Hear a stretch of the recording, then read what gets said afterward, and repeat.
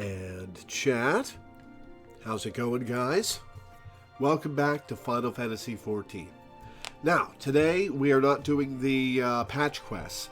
We're going to start by unlocking the remaining beast tribes that I have available to me. I'll be guided through that process by Minda and Danny.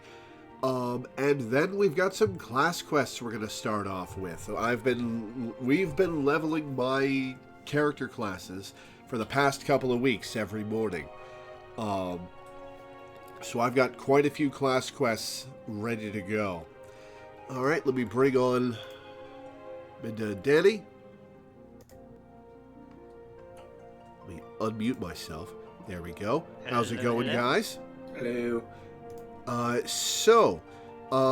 You guys are gonna guide me through unlocking the Beast Tribe quest. Yep.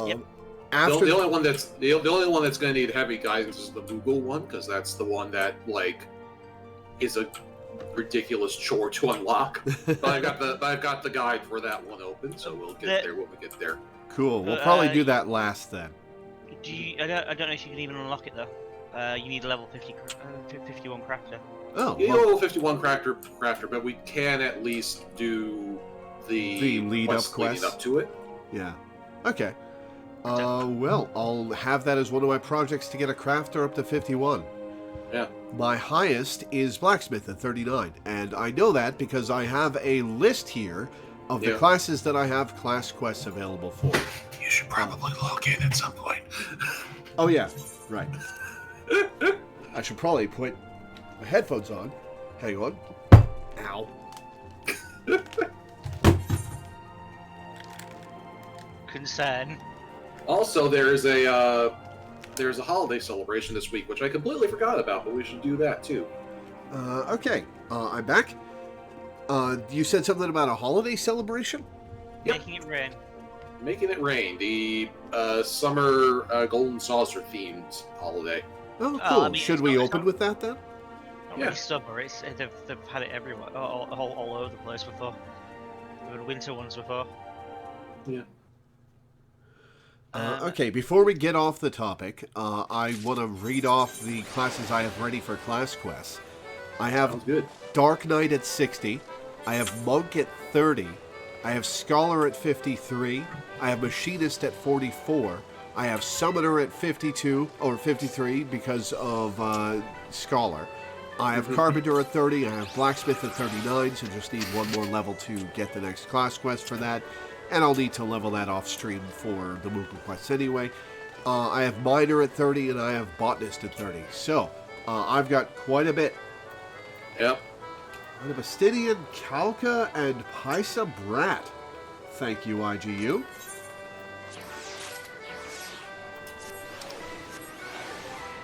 pets. Oh, Tomo Kahandi's here. Alright, let me use these pets. It's been a while since we last talked to them.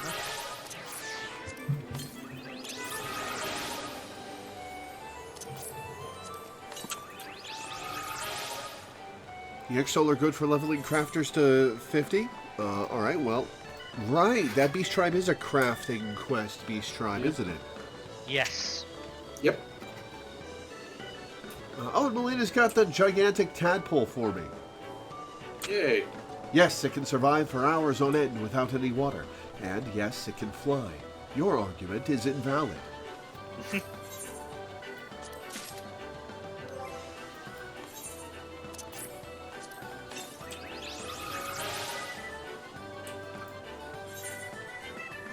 Oh, Tomo's got something for me. A Garlean pizza. Oh yeah, that's like a new recipe from this patch, I believe. Oh, 50 of them. Nice. Thank you, Tomo. Okay. Hang on, I need to sort my inventory real quick.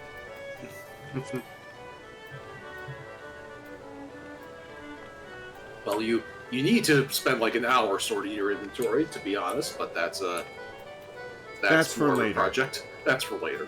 I've got 18 slots open. That's enough for today. Yeah. Pizza party. Fair enough. Okay, so... Oh, there's actually a snacking on pizza emote. Huh. Yes. It was part of a promo, so it's not you can't get it anymore. But Oh. And it was never available in Europe. Oh, that's lame. yeah, it was part of a like partnership with DoorDash, where like you had to like order DoorDash and then like put in a code, and that would like, and then like put in a coupon that would give you the code for Yeah, great. the pet. When I wanted to get it, DoorDash just didn't have any drivers in my area, so I couldn't use it for myself. So I just ordered food for my parents who live across the state, and so they got Jimmy John's for dinner, and I got the pizza emote. Nice. Why Jimmy John's? Man, it has been a while since we've seen Tomoko Hondi. How you been? I don't think they're in chat. I don't see them. No, but they're talking in in-game chat. I think they can hear me. If they're, well, like I said, they're not in the Twitch chat, so you might have to actually type them to them. Yep, they can hear me. Cool. Okay. Yeah. Well, it's good to see you again. You stopped playing for a while, right? There's a lot of rabbits here. A lot of rabbits here. Yep.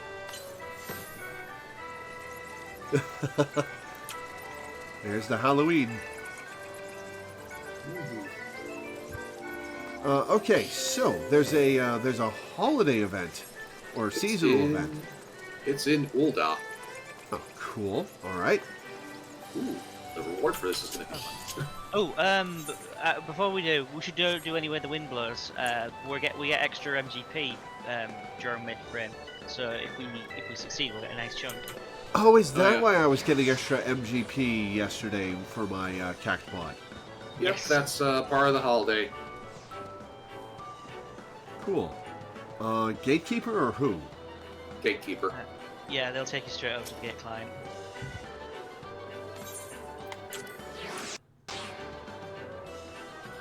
Genshin has recipes for mashed potatoes and fried chicken from their KFC promo you can't get anymore. Okay,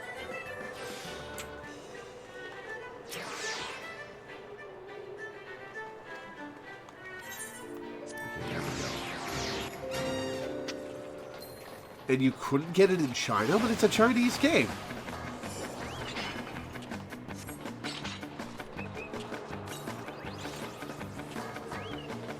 Whatever you do, don't be cut too close to the edge because he has a ring thing that always targets the edge.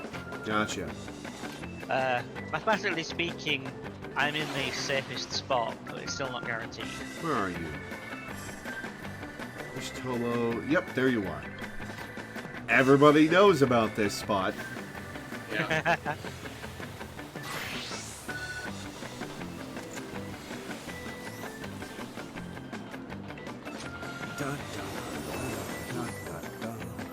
When did the Chocobo theme debut? Was it 4? It was 2? Oh.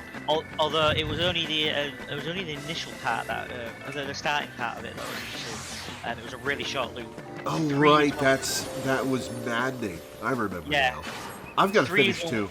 I've just had so much to play. Yeah. And July's gonna be. Oh. Oh look, there's the ring attack. Yeah. All right, it didn't hit me. Okay. Yeah, as I said, this is. Oh, I'm dead. You're a bit further forward than I recommend as well. So. Yeah, well, yeah, you've been on a Final Fantasy kick.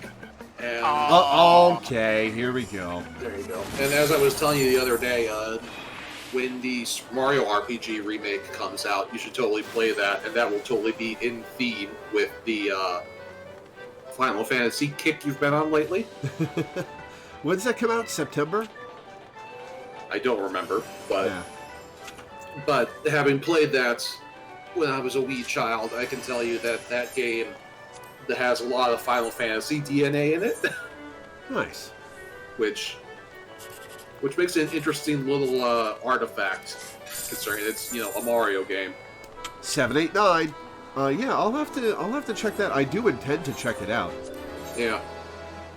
Super Mario RPG is one of the best Final Fantasies. It's definitely a good one. It's yeah, really funny I know because you hate Mario, Danny. It's fine. I think it's not that I hate him. I just have zero interest in him. Yeah, like Super Mario RPG is very funny because like it is both an ancestor to like Final Fantasy VI and also Paper Mario, which is just a very some very divergent evolution. Yeah, I'll say. I'm still gonna play Paper Mario games though. Yeah. Oh well, actually, this will be the perfect launching point. You can play Super Mario RPG, and then Paper Mario, and then Paper Mario 2, and then you'll get the full history of the thing. Was Paper Mario 2 just called Paper Mario 2, or is that Thousand Year Door? That's Thousand Year Door, yeah. Okay, I do actually own a disc copy of Thousand Year Door. That's impressive in this day and age. Yeah, I checked it on Amazon like a year and a half ago, and people are selling it for like $200. Oh yeah, I had to buy one of those copies because my copy like went missing or something at some point. Oof. Like I have no idea what happened to it, but like a few years ago, I went to play Thousand Year Door again out of nostalgia, and the disc was gone. Oof. Don't know what happened to it, so I went on eBay and spent like $110 on a new copy, and was like, well, this is the life. I still like physical media. You can lose it, it can get damaged, but if Steam goes down in 15 years, I'll still have it. And also, like, that's still the only legitimate way to play Thousand Year Door. It's like it's never been released digitally on any of Nintendo's online systems. All right, so you can come find me. I'm standing right next to our gal. Kipi Jakya, there's a hell of a name. Oh, congrats, Tomo, on the 15K. A golden opportunity. You there. You have the look of the adventuring sort. I've been looking for someone like you to help me with my new piece. This is your golden opportunity to be immortalized within the pages of The Raven, Eorzea's preeminent tabloid. Rest assured that unlike reporters from more unsavory rags, I, Kipi Jakya, credit all who contribute to my articles. I want your hat. That's a good hat. What do you say? I promise that at the very least you'll leave this experience more enriched and with an appreciation for the finer aspects of journalism.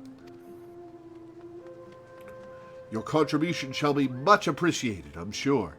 Now then, the matter at hand is this invitation, which was sent to the Raven offices from the Gold Saucer. We have been asked to write a piece on the festivities currently underway at the establishment. Naturally, as the Raven's most senior reporter, I was chosen for this privileged task. I carry the reputation of my publication on my shoulders, and there's no shame in recruiting an assistant or two with whom to share the weight. I need someone with keen skills of observation and dazzling insight. And judging by my previous experiences with adventurers, you should be well equipped for this task. So, how about it? Can I count on you?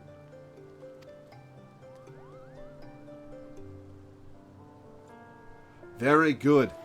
Well then, let's depart to the Gold Saucer at once. The invitation states that a member of the staff awaits our arrival at Entrance Square. I once bought a Pokeball Plus with Mew for $25 on clearance sale, and now it's $150 to $200. That's the Let's Go Pokemon controller, right? How did that get to $200?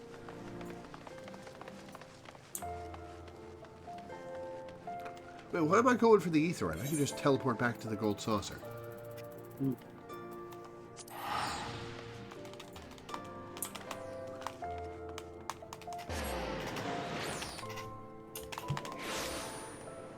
Okay. Kipi Jakya. Entrance entrance square, right?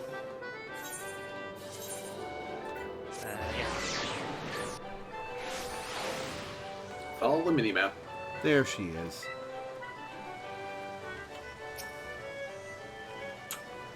There you are, adventurer. Let's not keep our host waiting. I see you facing off with Peter Winsome, Danny. So, apparently he's from one of the rival papers. Ah, you must be from the Raven. Oh, that's an NPC. Oh, there's a bunch of NPCs here. I couldn't see them past all the players. I thought that was a player you were facing off with.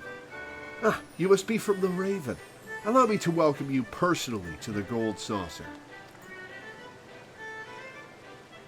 Oh, I did not expect to see you there, Mistress Weaver. You are always welcome as our honored guest. An honored guest, is it? It seems I picked the right adventurer for the job. Mistress Weaver is helping you. Well, I must say, this gives the Raven a significant advantage. With your arrival, all of our guests are present. Now, if I can have but a moment of your time.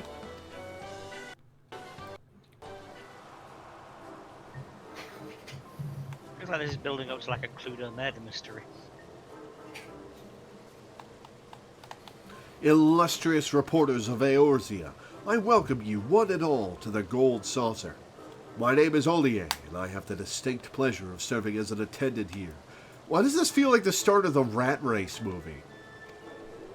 As you are well aware, we are currently holding our most fabulous event of the year, the Make It Rain campaign. During its duration, guests may receive up to 50% more MGP, a currency which can be exchanged within these gilded walls for a bevy of fantastic goods. People of all stripes pour into the Gold Saucer during this event, eager to take their piece of the generous bounty we offer.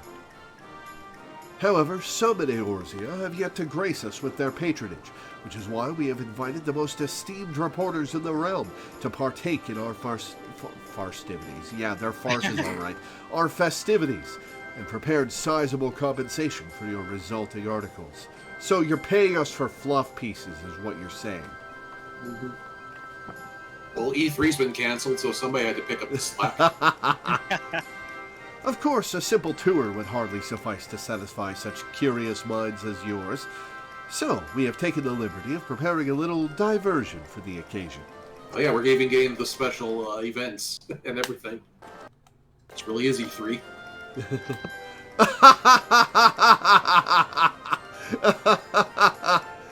Oh, God. Behold this masterful mammoth, made in the precise likeness of Godbert Manderville. We have hidden 4 throughout the Gold Saucer, 1 in each section, excluding Chocobo Square. Use your keen reporter sense to seek them out, and to the one who finds the most mammoths.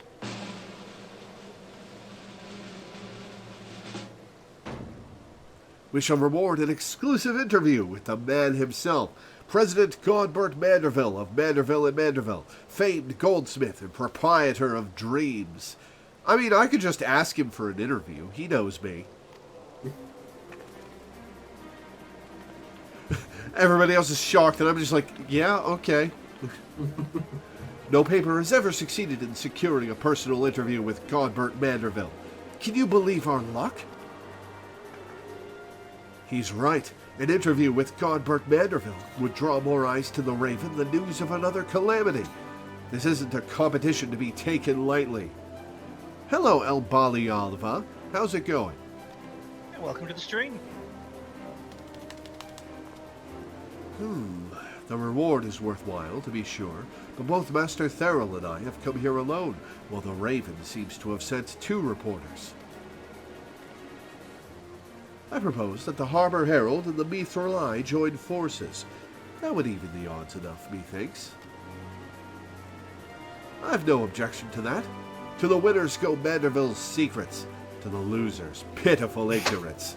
Let's keep our eyes well peeled, adventurer. They have their hopes way too high for an interview. Then let us make an addendum to the rules. In the case both teams find the same number of mammoths, the swiftest to return will be judged the victor. Now, let the mammoth hunt begin.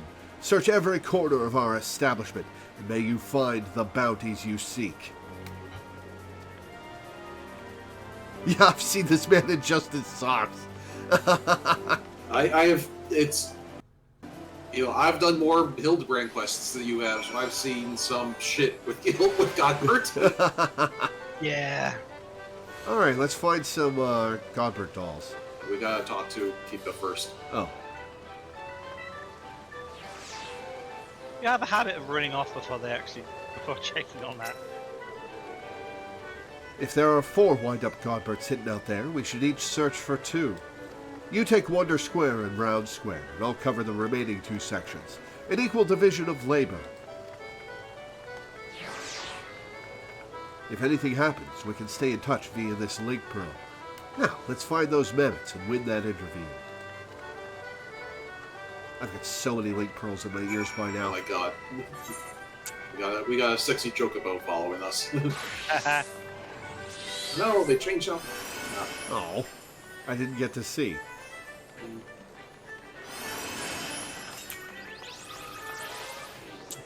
Alright, which square is which? Round is north, Wonder is south. Cool.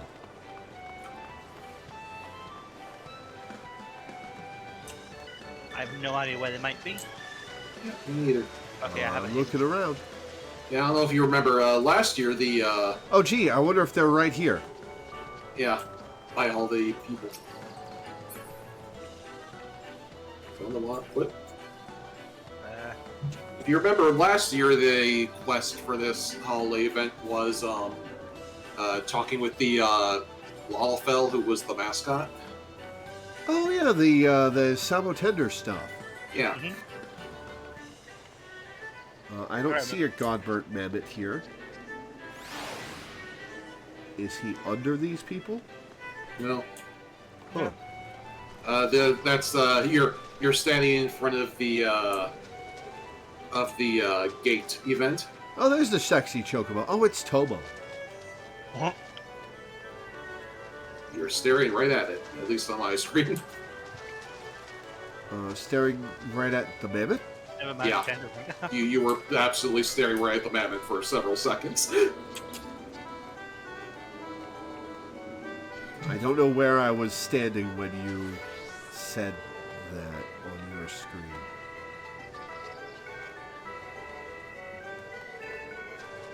Oh, there it is. No, that's Tobo's. It's the same thing you were staring at before. That's Tobo's, not the Wild Manderville.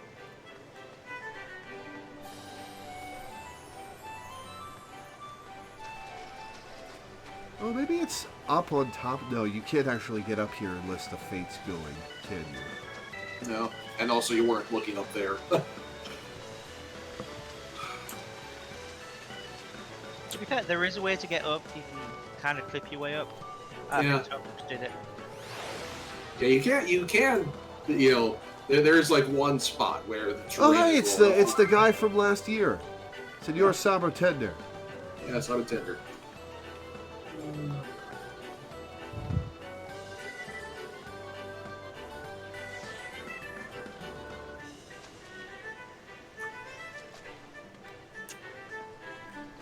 Alright, so it's around here somewhere.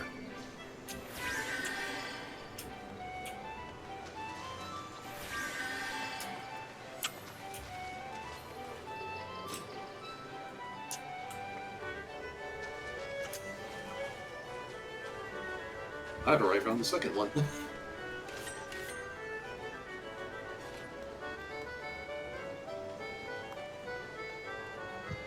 Try looking for another crowd of people, besides the one you keep coming back to.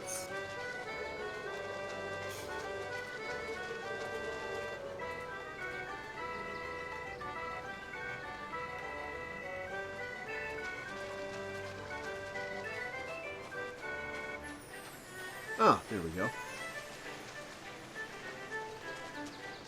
I wasn't looking over here. You absolutely were. For like a minute at this point. Yeah, the problem is you've got your camera angled downwards, so you couldn't see the big quest marker. Oh, it's not on the floor.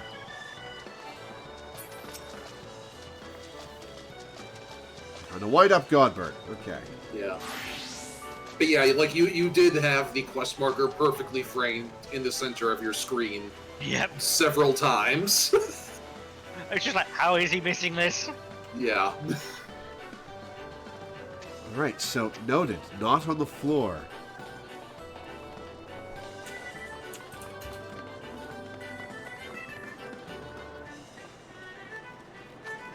Oh, this guy's new. Dural Farrell. Godbert, oh god. I also wasn't looking for a quest marker. I was looking for like a destination marker or whatever to interact with. Yeah. Mm-hmm. Don't me. I'm telling the truth. Excuses. Oh wait, I can make this even funnier. Okay. Switch it to Hey, Ninja. there it is.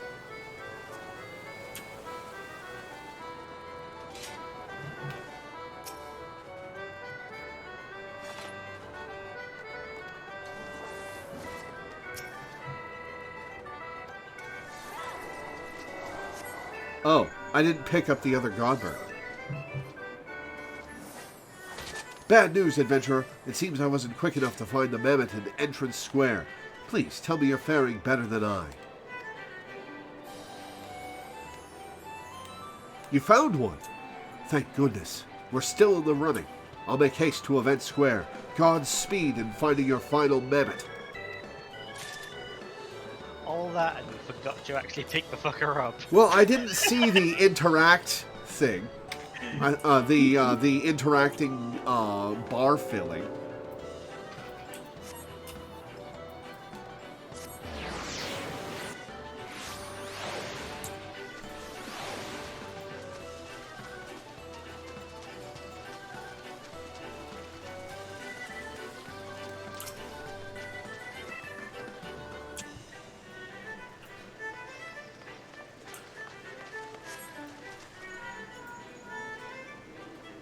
Adventurer, good news this time. I found the mammoth in Event Square. You found yours too? Then it's settled. That interview is mine. Oh, it's ours, of course. We must report our victory to Ollier at once. See you at Entrance Square.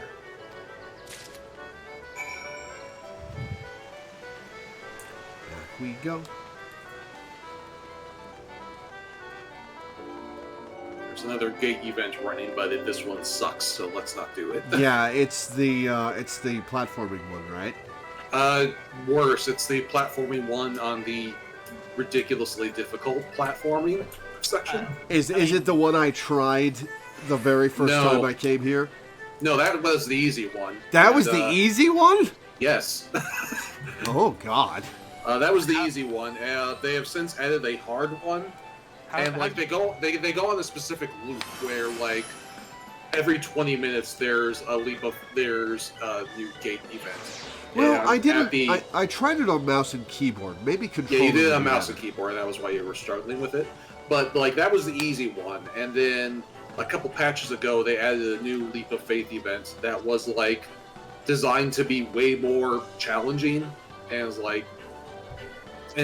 like a bunch of really goofily shaped platforms that you have to jump on, and it always shows up out at the 40-minute mark on the hour, and it sucks, and I hate it, and so I just skip that one if it comes up. I have no problem with it. Welcome back. Mistress Jakya has informed me that you were able to find 2 mammoths.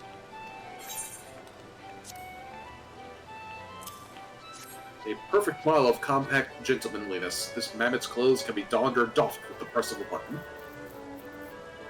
Indeed, exactly 2 likenesses. The final results are as follows. 3 mammoths found by the reporters of the Raven, and 1 mammoth by the reporters of the Mithril Eye in the Harbor Herald. Which means that the Raven shall be rewarded with an exclusive interview with Lord Manderville. Congratulations to you both. Are you ready for absolutely nonsense answers?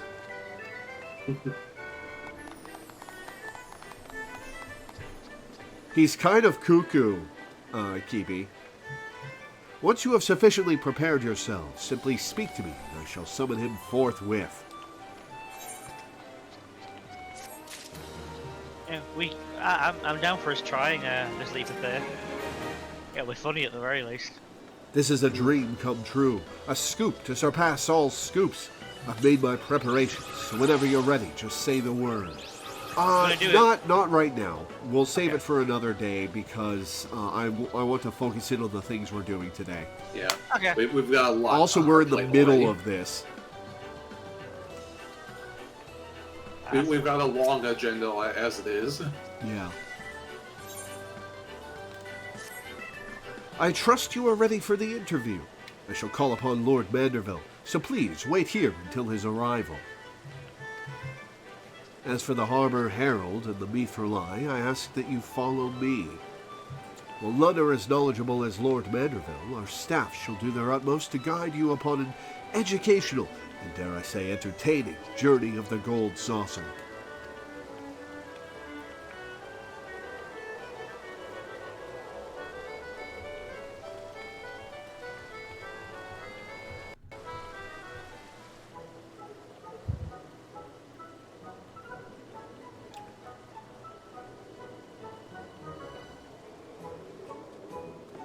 There he is.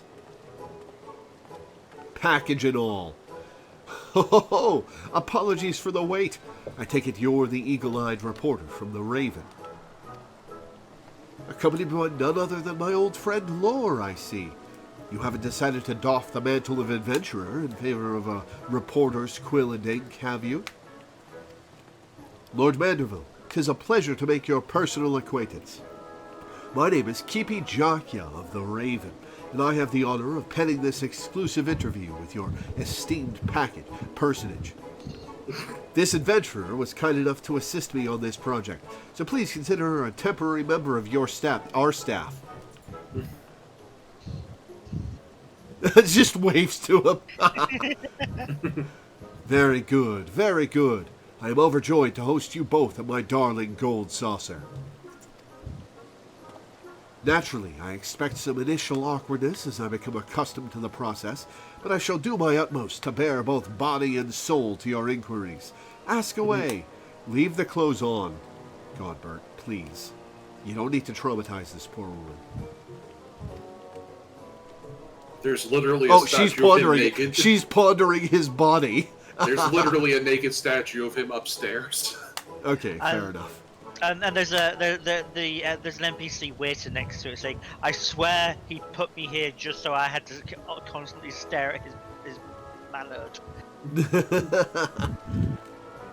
Your candor is much appreciated, Lord Manderville.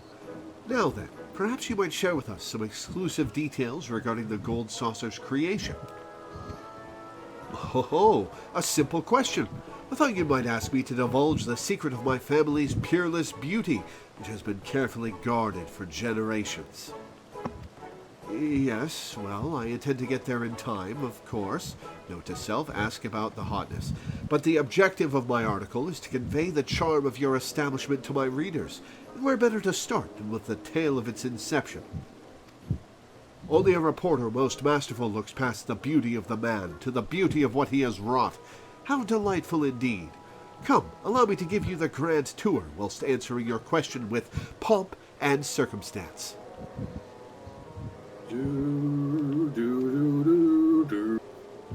Let us head for the Aetheryte Plaza, which rests in the heart of the Gold Saucer. From there I shall guide and show you why House Manderville's ingenuity knows no equal.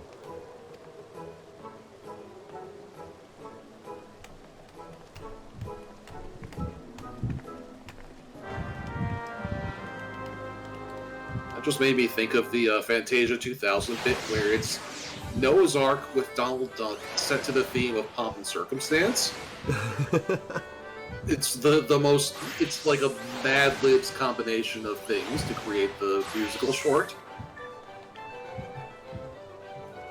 I very much look forward to hearing the story of the Gold Saucer from the man himself. If there is any place you wish to see first, simply ask Master Godbert. You'll hear no objections from me. Some of the following events can't be skipped. You may wish to cancel any pending Duty Finder registrations. Begin the tour. Allow me to welcome you anew to the Gold Saucer. I, Godbert Manderville, am at your complete disposal. Simply tell me where you wish to go. You shall have my personal escort.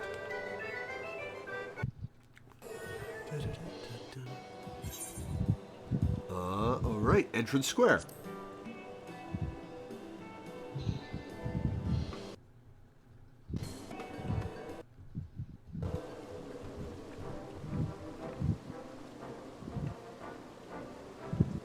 "5 years after the 7th umbral calamity ravaged Eorzea, the gold saucer rose from the sands of Ul'dah, serving as a beacon for all in the realm who sought leisure and diversion.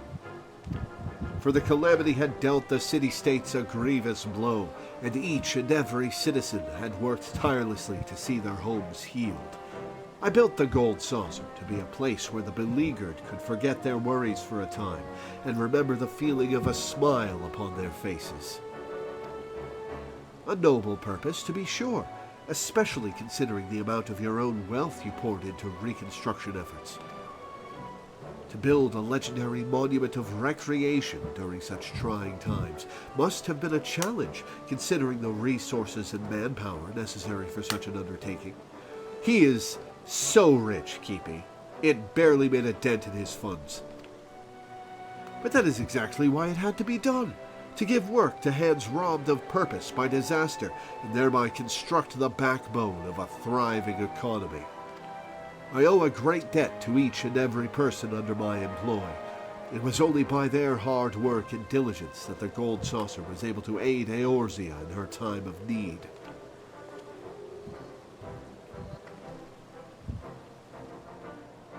As the cactus weathers hot desert climes, so too did my workers persevere with indefatigable spirit.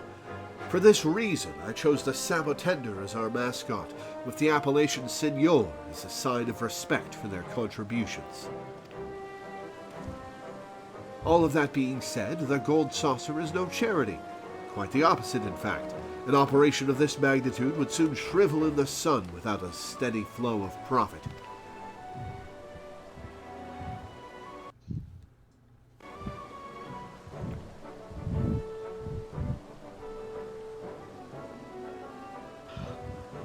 There is much more I could say on the matter, but alas, we only have so much time.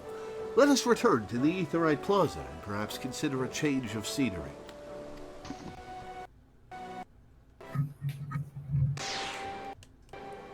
He has to walk like 20 feet in any particular direction to get to where he's going to explain stuff to us. He's not even taking us on a tour. He's just walking into the room and talking about it.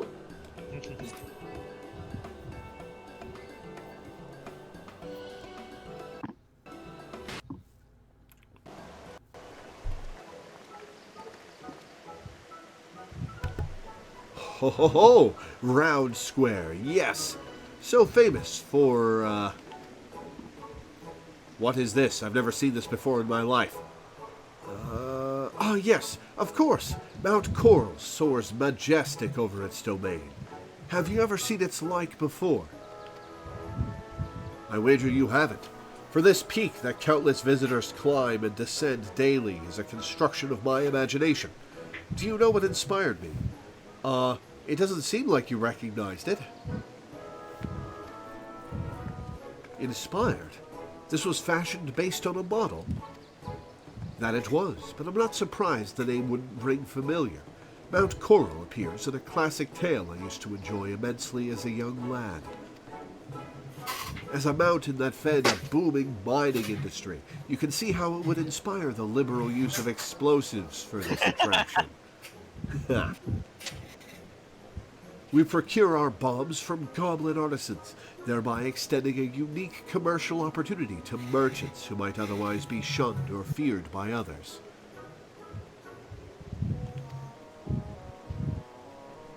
We have some good goblin content coming up soon.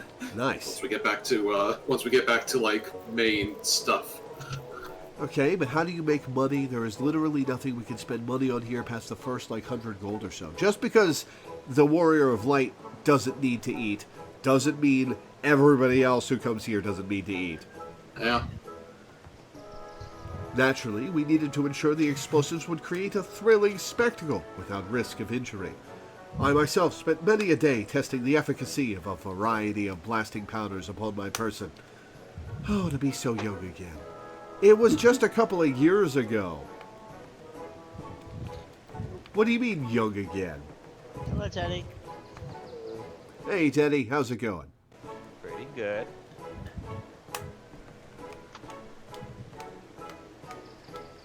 Alas, although I could expound upon this topic for moons, I'm sure your readers wish for an article as varied as the saucer itself. Let us return to the Aetheryte Plaza, consider where we might go to next. We're on the tour with Godbert. To Event Square.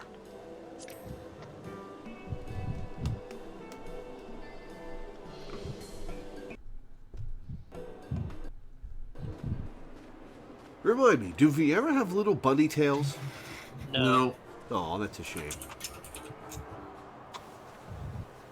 Their default outfit does have like a model bunny tail though. Yeah. Their default outfit has like, kind of like evokes a bunny tail, but it doesn't actually have one. They had bunny tails in 12, right? No. Nope. No? Why do I remember Fran having a bunny tail? Because she always wore the default Vieira outfit, which evokes a bunny tail. Fair enough. Ho-ho! As the name implies, here is where we hold our grandest events. At present, Masters Typhon and Yojimbo perform their regularly scheduled show to the delight of all and sundry. Yes, speaking of this, Master Typhon, I've heard tell that he's a terrifying monster whose sneezes are powerful enough to send someone flying off their feet. Pardon my directness, but does this not pose a danger to your guests? Danger? Why, no, none at all. You can rest assured that behind Master Typhon's frightening countenance lies the kind heart of a model employee who cares deeply for the safety of our guests. Alright, so what's the timeline on the Gold Saucer being added to Final Fantasy XIV? When did it get added? 6.1, I think. 6.1? Right, It's that recent? 2.1. Okay, I was going to say. I don't know why I said 6. Yeah, 2.1, I think. So Typhon was here before he was in the Ultros quest lines that we played a little while ago then. I don't think so. Bear in mind, I think they would have been added at the same time, right? bear in mind the Gold Saucer has evolved over the years. There used to be this like Simon Says game that they used that they had. Oh, so Typhon wouldn't have been here when it was first. Yeah, not necessarily. Fair enough. I remember the day we met fondly. Master Typhon had been ushered into our realm due to an attempt by the Thaumaturge's Guild to summon Voidsent, and after a journey full of twists and turns that yielded him no means to return from whence he came, he decided to seek gainful employment. Once I heard of his story, I knew he would be perfect as one of our attractions. After the requisite job interviews, I hired him on the spot. Can you imagine Typhon writing out the paperwork? Huh. Do you think he interviewed the front face or the tail face? Albeit, he did get off to a sticky start, unleashing a sneeze upon mighty sneeze in alarming succession. However, once I realized he meant only to offer up a reprieve from that day's blistering heat, I thanked him for his kindness, and he has been amenable to constructive criticism ever since. Does he listen, though? Of course, you know quite well how refreshing Master Typhon sneezes can be. The tales of your bout with him and Master Ultros are still told to this day. Oh, were I there to witness it myself. Oh, the Gold Saucer was added in 2.51, and Typhon and Ultros were in 2.4.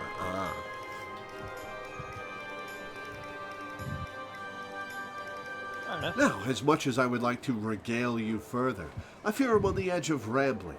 Let us conclude our tour of Event Square and return to the Aetheryte Plaza.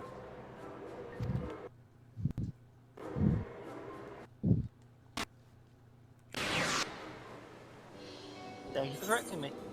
to Wonder Square. To be fair with the written interview thing, I don't know if like any paperwork would be part of an interview process in like this pseudo medieval fantasy Victorian era world where probably not everyone can write. Also, it's even simpler than that. Godbert doesn't do paperwork. He is not the type. Yeah. He probably has some shadow accountant. I mean, he's an intelligent man. He's a very hands-on man. Like, he walks up and he shakes your hand and he crushes your hand bones in his grip and he says, "You have a nice handshake." And that's the interview he needs. Wonder Square was envisioned as a place where our patrons can kick up their feet and take in the wondrous scenery we've arranged for them. The second floor is equipped with a cocktail lounge, which is how they make their money, which offers the realm's finest libations. Is that why Ultros doesn't work here? He can't handshake because he's got no hands. He shows up during the on-rail shooter thing sometimes, so I think he does work here. Oh. Yes, he's just there and goes, "What were we expecting? A sub-attender?" From what I've heard, this area is among the most popular. Is it true that you even offer games hailing from the Far East? Oh, just so. Our Doman Mahjong has received great acclaim since its introduction here. There is nothing quite like it in all the realm. 'Twas brought to my attention by an employee who spent time in the Far East. There it is played as simple recreation, as a display of hospitality, or in fierce competition amongst common folk and nobility alike. Truly, it brings me great joy that people can come here to enrich themselves with games from distant lands. I only hope that we can introduce even more games from places far and wide to the people of Eorzea.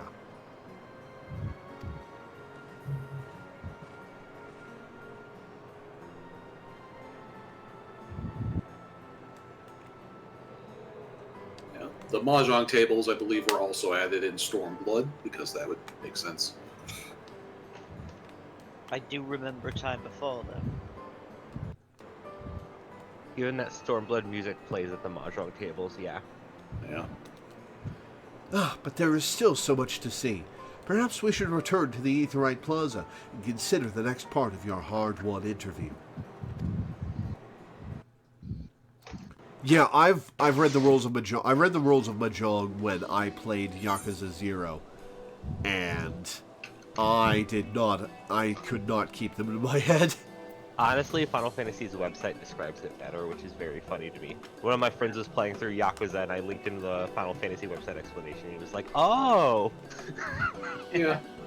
Yeah, I don't understand the genre myself. Yeah. Well, I mean, it's like trying to learn chess from scratch if you've never heard of chess before, I would imagine.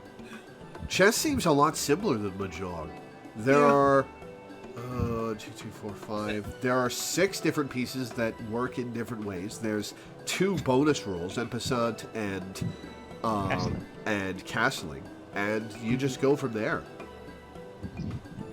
A lot of people don't know about Omnisong. A lot more people know about it now that it's kind of a meme on the internet. Wait, it wasn't common knowledge until the meme? Not for me, at least. I didn't know there was a meme about it. I learned about Omnisong when I was watching Down the Rabbit Hole's documentary about Deep Blue. En passant, Milena, is you can move your pawn 2 spaces forward from its starting position. And I can't remember whether it's... Yeah, I think it's the player who does that can then take a pawn that's next to it by moving sideways. I can't remember whether that's all one move or if it's 2 separate moves, but... Thought it was a reaction to that. A reaction to moving 2 spaces. It could be on the opponent's part, yeah. It's been a long time since I've played chess, so I don't remember exactly how to do it. Alright, I've seen enough. You wish to conclude Godbart's tour? Well, I've seen everything. Very good. I believe I have more than enough information to write several articles. It's been quite a while since I've spoken of my beloved gold saucer at such length. I do hope my ramblings did not bore you. You talked about so much. She took that in eagerly, Godbird.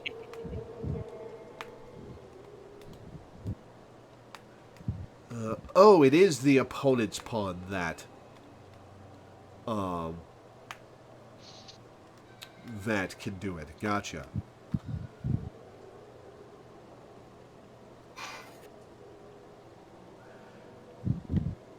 Far from it, Lord Manderville. I quite enjoyed your anecdotes, as I'm sure will each and every one of the Raven's readers.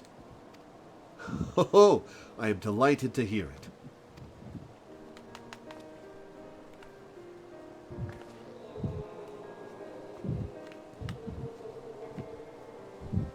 We built the gold saucer to revitalize commerce and rekindle the spark of joy in people's lives. Laughter and smiles are as much a lifeblood as food and shelter. This place serves to fulfill that all too elusive need. Not only for our patrons, but for our workers who tirelessly keep the gold saucer operating smoothly. My greatest hope is for their happiness.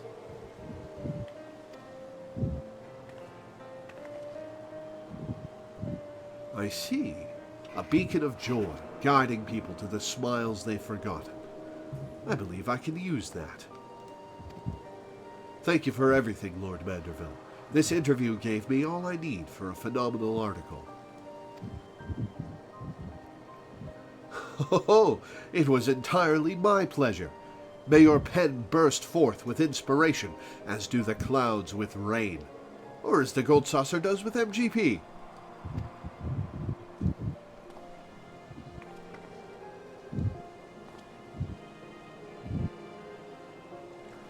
Do be sure to speak with Ollier on your way out.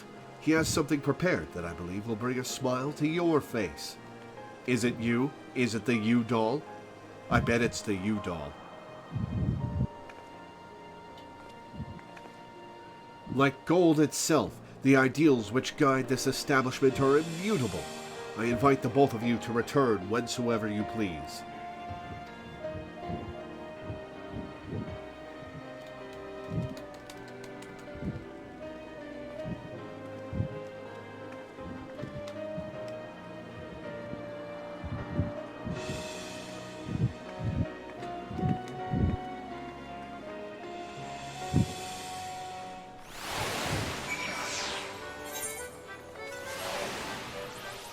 Oh, you were going to trade me something, Tomo. Sorry.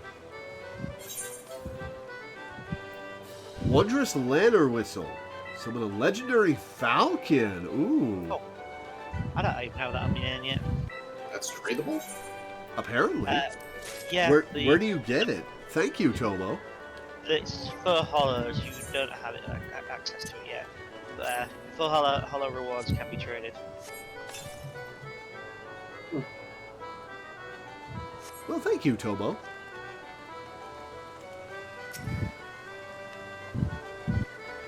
I can feel the ideas bubbling to the surface already. I must start writing at once. Welcome back. Allow me to thank you once again for answering our invitation. The pleasure was all mine. It was an honor to hear such first-hand accounts from the Gold Saucer's founder.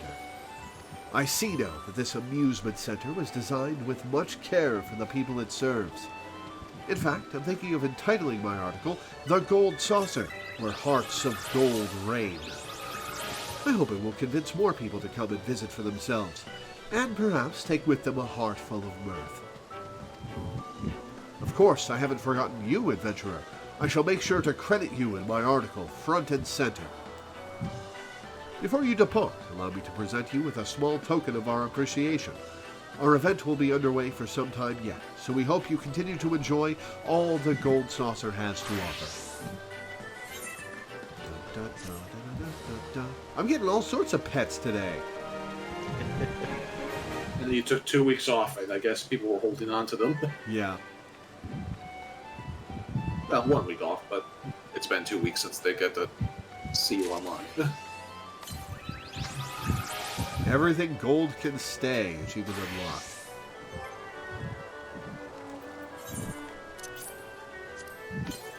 Line up Godbert minion. Cool. Yay. Cool. Well, that was Alrighty. fun. Not my favorite of the events, but that was fun. Yeah, it's cute. And we'll get some extra MGP all this week as you're doing daily logins. Yeah. So where are you going, Minda? You know, eventually we should introduce Lord to Chocobo racing, but that's more of a side. Yeah. So let's Just do a see. stream full of nothing but triple triad. Yeah. I mean, I have done that. Like just played hours of triple triad, especially this time of year. So I think probably want to go to. We've unlocked. If we're about to do the Beast Tribe, oh, what's this? I don't have anything set up for triple triad, Tomo. I'm sorry. Yeah. Though that's a cool idea. We could do a triple triad stream where I play with viewers.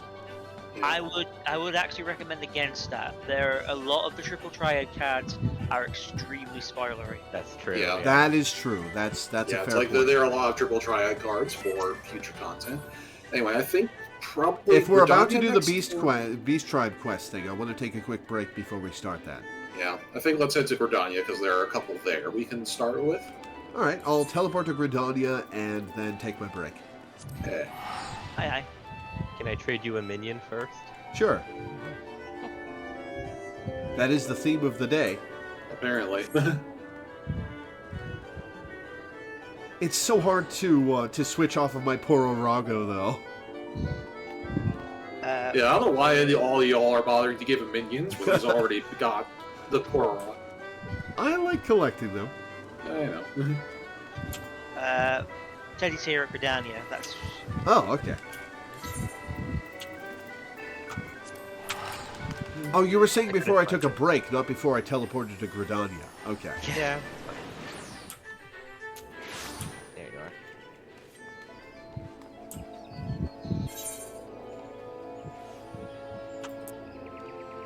This one reminds me of a Pokemon. Oh yeah, that is basically a Snorunt, isn't it? Yeah. That's cute. oh, Kinko Snowflake. I do actually have that from when I was in that area. Cool, thanks. Yeah.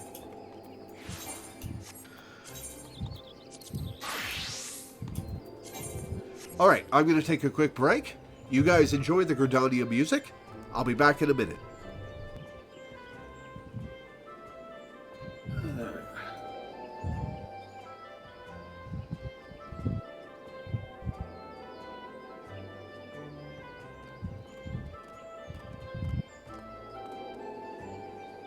So you've got him grabbing all the tribal quests.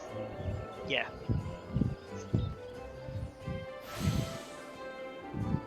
And I think Yeah, it was we, talking there's we already did the one Ul'dah, so there are 2 in Gridania and 2 in Limsa. Limsa. Those are the tribal quests that have the least progression on. On my main, I've done all of them. I have maxed out my reputation with every tribe except for one. The Gathering tribe from Shadowbringers. I'm close with that one. I have I have to do that one for like 3 more days and then I'm done. It's over. I'm just on Sworn for the Gathering and Crafting Shadowbringers tribe, or not Shadowbringers, Endwalker tribes. So. I'm on Bloodsworn. Both of the Endwalker crafting and gathering tribes are real cute. Yeah, they're nice. Also, They're both funny little incredibly minions. wholesome. I mean that was honestly that was the reason why I picked up gathering crafting and gathering in the first place, was because I was like looking at those quests going like, all right, that's content I need to see. Hey, Danny, look, my minion. Oh yes, I saw that one, and me when shut up. And it only took like 20 runs for it to drop. Oh wow, is it rare? Yeah, it's worth like 1 million gil on the market board.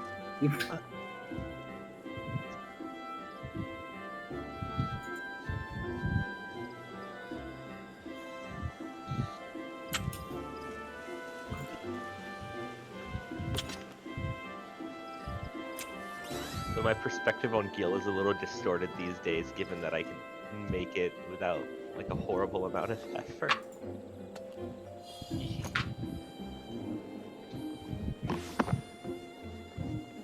So how's your guys' week been? I feel like it's been a week since I spoke to you. Maybe Pretty good. more. Had 2 sessions of D&D last night. One of which was fantastic, and one of which was very low energy. Probably because most of my group is living right smack dab in the middle of the hell right air? smack downwind of the Canadian wildfire smoke. And so all week, because like I play with another group online where like most of them live off in like the Pennsylvania area, and so all of them have had just the worst air quality all week. And so when it got to be Friday night, everybody was real tired. You know what you said there kind of reminded me of one of the Kafka's lines in Dissidia. Have you? I'm afraid the mouse is smack dab in the middle of an intro. What? Kafka in Dissidia. Just the way he says it. Screams smack and then just says dab in the middle of enemy territory as fast as possible. Ah.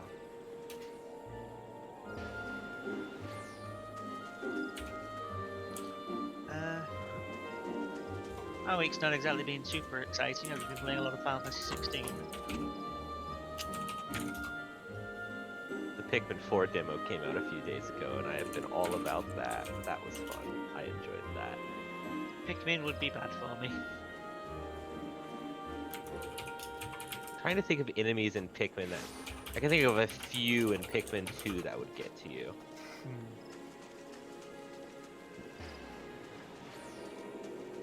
Because of the very specific type of creature that bothers you.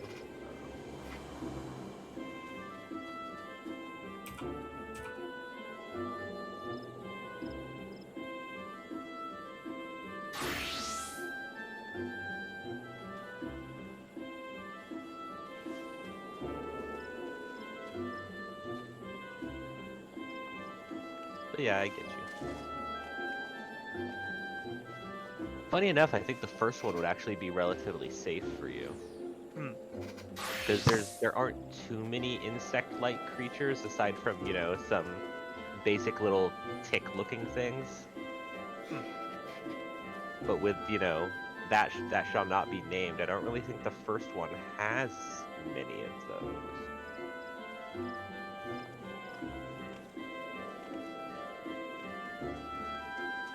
Closest thing to one is a horrible poison creature that you can only fight if you're really good at it. But most people don't even know that exists until they find out about it online. Secret bosses. Yeah. You have to get to, like, basically what's the final non-boss area in the game within half of the day limit, and then break an egg that's there, and horrible little creature comes out.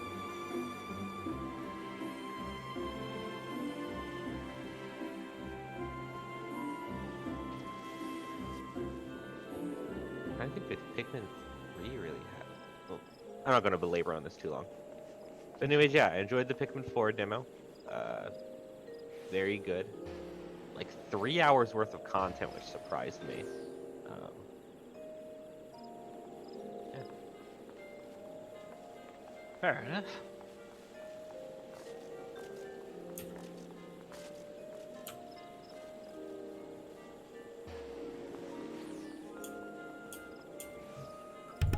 That's a robust demo.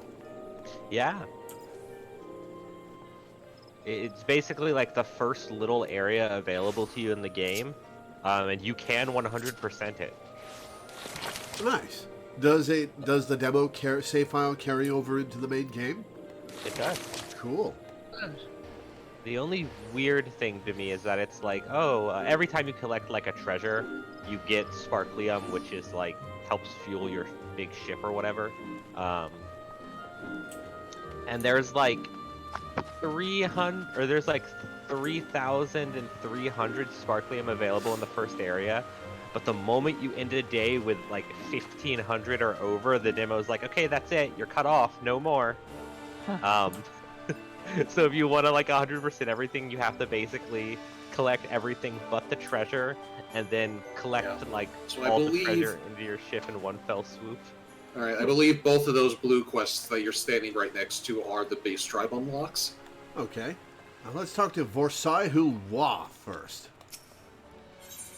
Seeking Solace. Is this the Sylph Beast Tribe quest? Yep. Looks like it, yeah. The home is Little Solace. Judging by the picture, judging by the picture on the quest log there. Now here is a woman who inspires confidence. It heartens me to see you stride into the adder's nest today, for I have a task of considerable breadth and even greater import, a task that calls out for a competent adventurer. Allow me to elaborate. In recent weeks, my eye has been drawn to unusual movements among the sylphs, those charming yet troublesome beastmen with whom we share our forest home.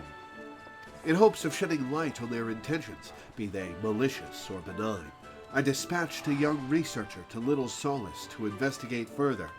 The fellow goes by the name of Voice. Mayhap you have heard of him? It would seem he is rather accomplished in his field. He set out a fortnight ago and has been sending regular reports ever since. That is, until some 3 days passed. Though he was quick to assure me that his prodigious intellect and survival skills would ensure his safety, I cannot help but fear he has come to harm. Such is my request to you. Travel to Little Solace and inquire as to the well-being of our man. Seek out the Sylph Olmsixo. There should be a vowel between that M and that X, shouldn't there? Who has oft acted as an intermediary between our peoples. Now go in safety and in haste. The forest holds many dangers, these days more than ever. Nope, there's no vowel between that M and that X. Alright, Scarlet. Judgment Bolt and Lightning. Very, very frightening. A bad bladder, you said? Yeah, Judgment Bolts and Lightning, I believe, is the extreme version of Ramuh. Gotcha. I thought it would be that. What's the game you're playing, Count Bob? Bad bladder. Hey, El Baliava, probably. Hi, thank you for the follow. Welcome aboard. Lore, we have ourselves a situation. Our scouts at Etat's Spire have sent word that the Ixal are attacking their position. They report that they have already weathered a sudden strafing run by one of the Birdmen's blasted war balloons, and casualties were high. Have you ever seen these Beastman dirigibles?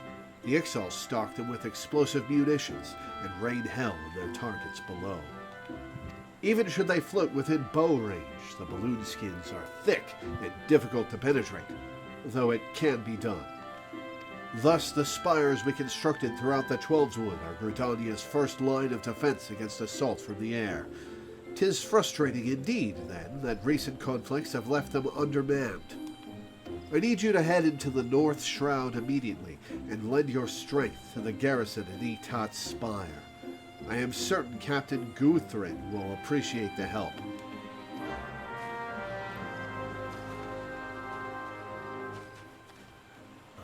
Okay.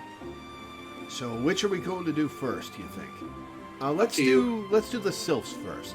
Get them out of the way. Yeah. Okay. Olmzio. Onxia, I think. Yeah, they basically send you in two opposite directions, so you kind of just gotta pick one and stick with it. To the Hawthorne Hut.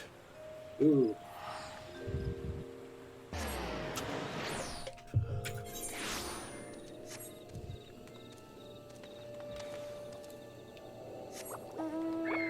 Oh, this is that falcon, isn't it? Oh, that looks cool. The sparkles are a little much, but the falcon looks cool. Let's... Oh, that's cool! The sparkles make it hard to see, but this is a very cool mount.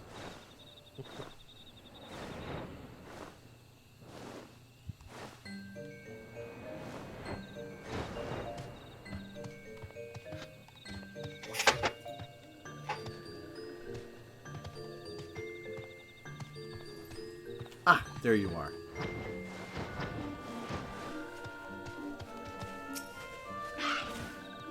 Walking one walks with strength and purpose, yes. But this one is a busy one. State one's case and state it quickly. Scholar.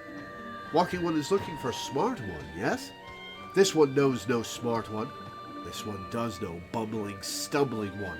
But what business would anyone have with that one? Well, I'm going to make sure he hasn't bumbled and stumbled his way to death. Stumbling one's whereabouts? What, right over... Wherever did that one bumble off to? Bumbling one likely stumbled off to see Elder One. Stumbling one is always bothering Elder One with silly questions. Bothersome one's blathering makes less sense than babbling brook, this one thinks. Alright, to the Elder. Frixio.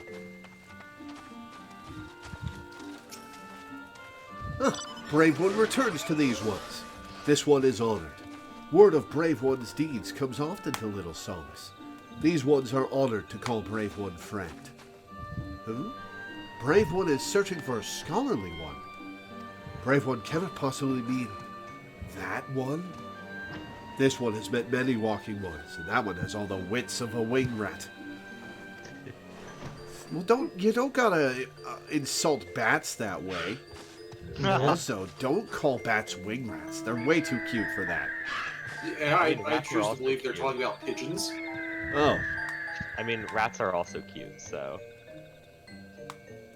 3 days ago, witless one stumbled off to the Sylphlands, babbling something about research. This one knows little of research, but this one does know that the Sylphlands are no place for walking ones, and witless walking ones that much the less. Yes, these ones' ancient home is now the domain of touched ones, and those ones mean danger for these ones and walking ones alike. This one tried to stop witless one, but witless one's ears are stuffed with beeswax. Okay, well, I guess we go after him. These ones are frustrated ones. Moogles are the wing rats, fair enough. Bumbling one set off for the Sylphlands. Bumbling one is even dumber than this one thought. Touched ones will greet Bumbling one with boom and sizzle. Then Bumbling one will be Crispy one. This one thinks it for the best. These ones will have one less worry.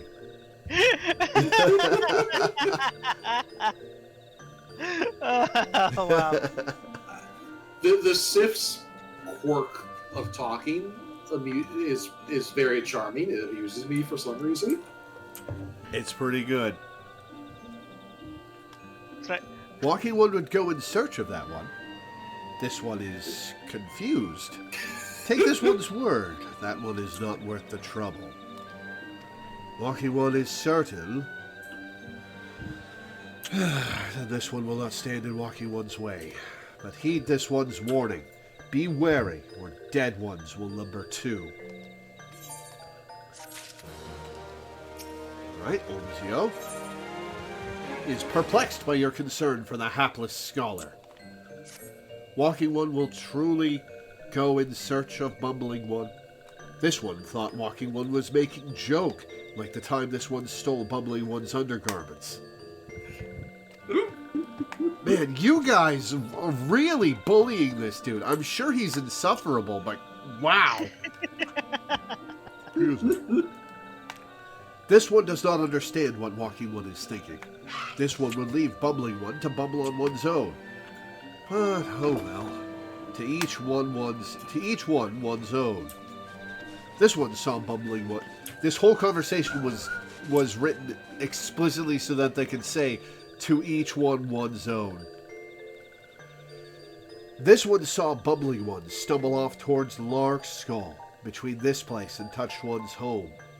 Bubbly One is probably there shivering in stockings. If Bubbly One found stockings anyway, which this one doubts, this one stole them and hid them in the trees.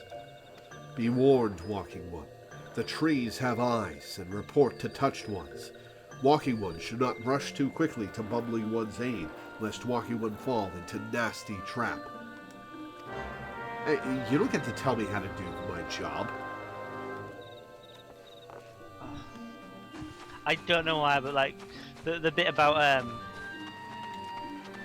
not expecting him to have figured out how to find his stockings and all. It reminds me of this one scene in the DuckTales reboot where the kitchens are being destroyed by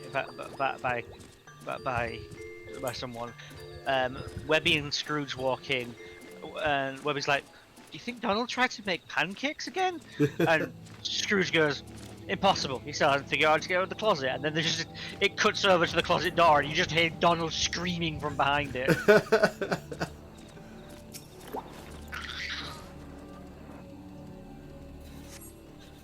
He's still in there by the end of the episode as well.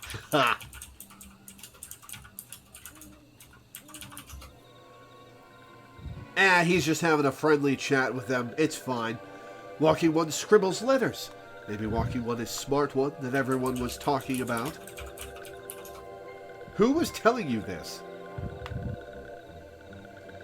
Smart One? Ha! Smart One would not stumble so stupidly into these one's domain. Someone help me! They'll eat me alive! I don't think sylphs can eat meat. Do they even have digestive tracts? Shush, Stupid One. These ones have no need for eating. Or did Stupid One not read that in Stupid One's paper? I just said stupor papid. Stupid One's paper stacks. Stupid One is even stupider than this one thought. Now answer this one. Stupid One tries to sneak into these one's home and kidnap Chosen One's podling, yes? Stupid One will confess, or Stupid One will be Shocky Sizzly One. The Chosen One? Podlings? What are... Now is not the time to do research. Aha! Did this one know it, or did this one know it? But this one... I was just repeating what you...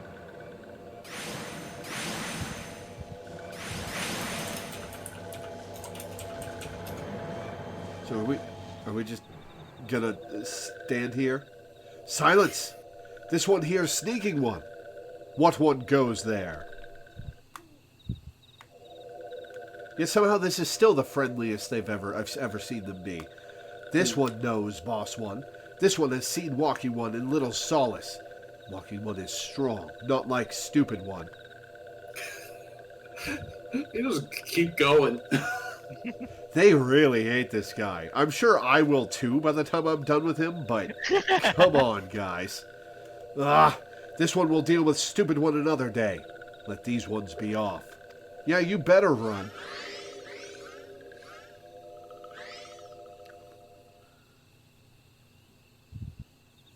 They know I use fireballs. Their one weakness. Cast my combustible body. Fireballs are a good roundhouse kick.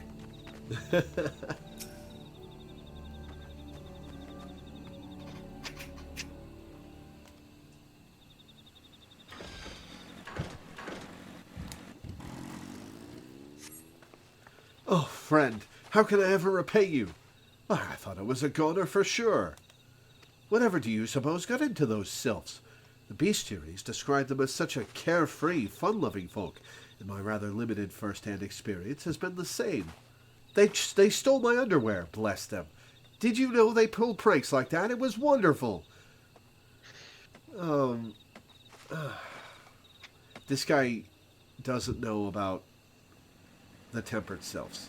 This guy came here and did not find out about the tempered sylphs in his whole time here. He was not briefed on the tempered... Well, he probably was briefed on the tempered sylphs, and he just didn't listen. But do tell, to whom do I owe this debt of gratitude? An adventurer dispatched by the order of the Twin Adder on behalf of little old me, you say? Bless the commander, always looking out for his charge. I didn't say. I mean, it's pretty obvious what I am, but don't make that assumption. Well, I'd like nothing more than to continue this conversation. Would you mind terribly if we did so back at Little Solace? This place is giving me the heebie-jeebies. He's not briefed thanks to the sylphs. Nice.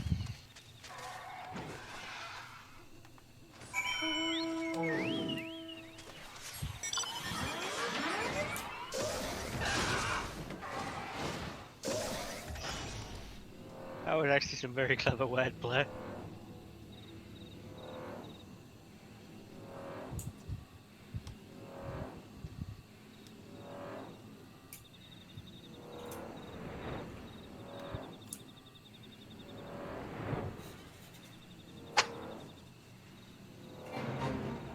Minda spinning in on the vomit mobile.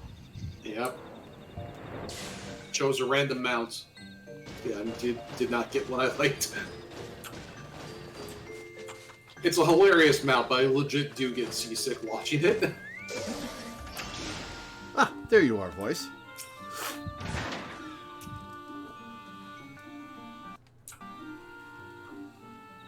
Oh, hello. What? Time to give voice to the voiceless. By that I mean just send him to the tempered selves and watch them get so annoyed that they give up. Huh.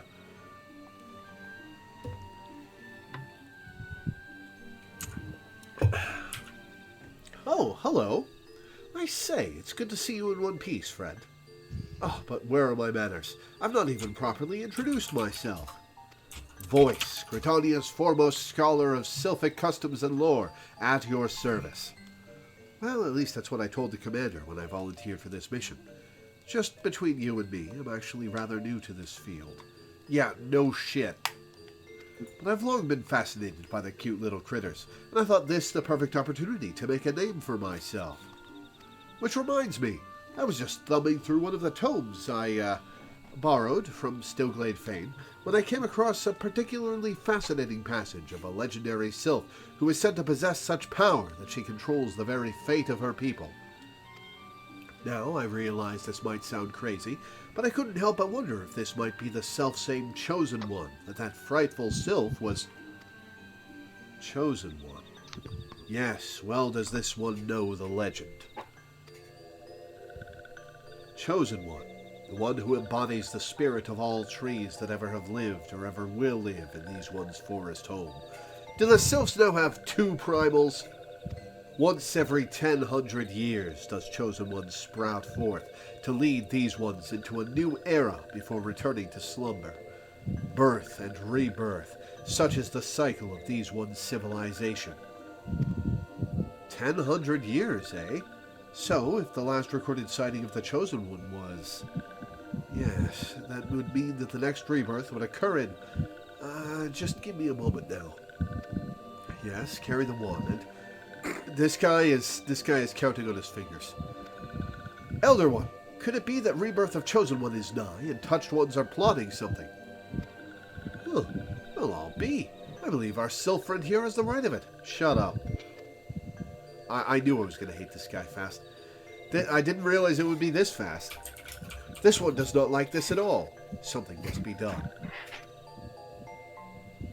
Something, yes, something indeed must be done. And yet many questions of import remain to be answered, such as, where might we find this Chosen One, and what is the true nature of the power she holds? Most importantly of all, where, pray tell, did I misplace my underclothes? I know not if this is related to the coming of the Chosen One, but the 12's wood is terribly chilly these days. But regardless, I swear now that I shall remain at Little Solace until these mysteries are unraveled. 'Twas not by dumb luck that I was chosen for this task. No, the esteemed leaders of my nation knew that... No, they knew that... Oh, my, it is rather cold, isn't it? If you'll allow me a moment's respite.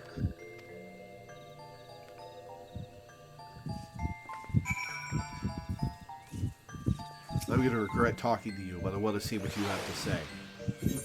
Voice of concern. Yes, we must search for the chosen one. Just as soon as my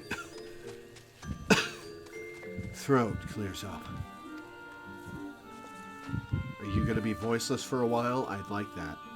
Alright, where This whole character introduction is basically the curb stomp JoJo meme. All the Siths gang up on him. Warrior of Light sits there calmly for a few minutes. Warrior of Light joins them. Yeah.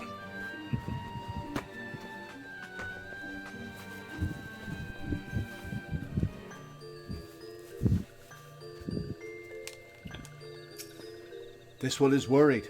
If Chosen One falls into the hands of Touched Ones, it could mean the end for these ones. This one must see to the safety of Little Solace. The search for Chosen One, this one would trust to Walking One. Coughing One spouts big words, but has not the strength to save these ones. This can be seen by anyone. And so this one turns to Walking One. Will Walking One help these ones? Absolutely. I'm up for sticking it to Tempered. You'll have to ask another one. You can count on this one. Thank you, Walking One. Walking One is true friend to these ones. This one will not forget Friendly One's kindness.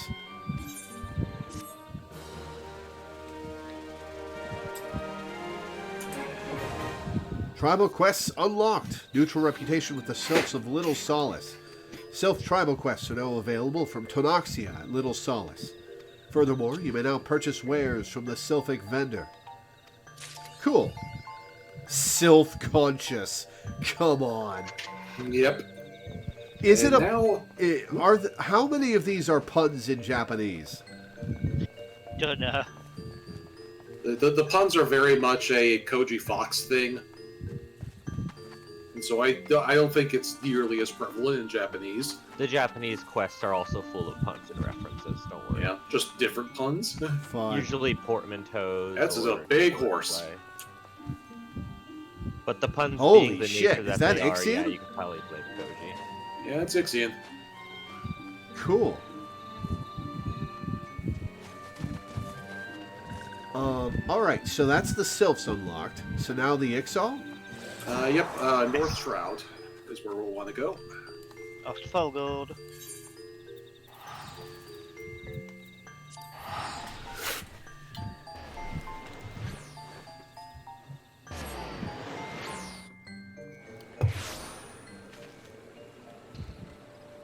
To the east? You know, you'd have to... I already unlocked this stuff, so you're going to have to follow your own mini-map.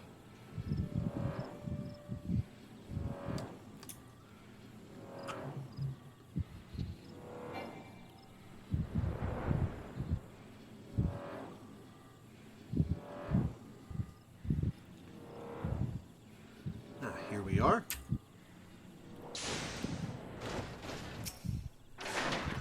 One of you is eating your mic.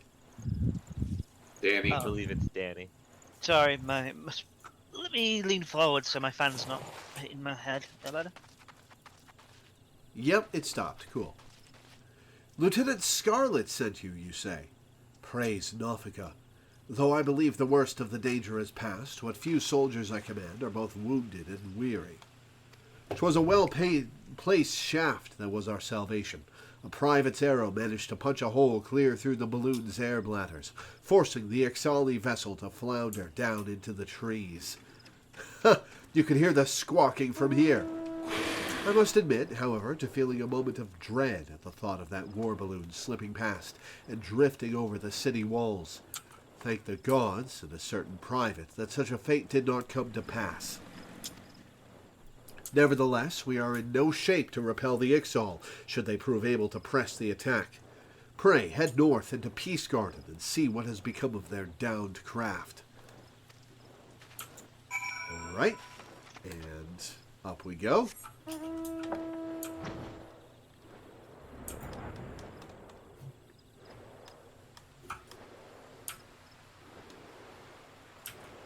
That couldn't hold many soldiers.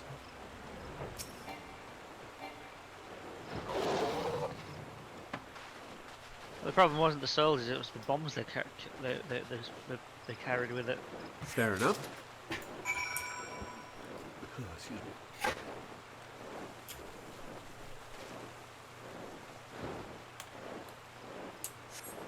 All right, so we're going to bring him back a piece of wood and tell him it's from the war balloon.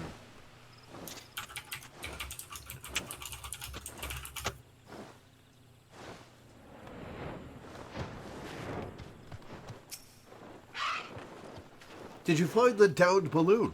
Was the vessel yet sound? Balloon debris.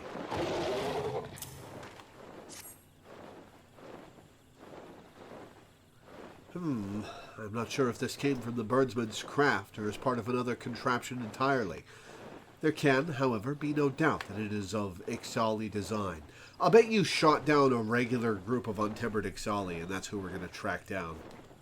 War balloons, such as the one you saw, were invented by the Ixal to assert their dominance over the skies. These vessels allow them to avoid our ground-based patrols and infiltrate the Twelves Wood with impunity. And the Beastmen used them not only for acts of war, but also to haul away the trees felled by their ever-expanding logging operations.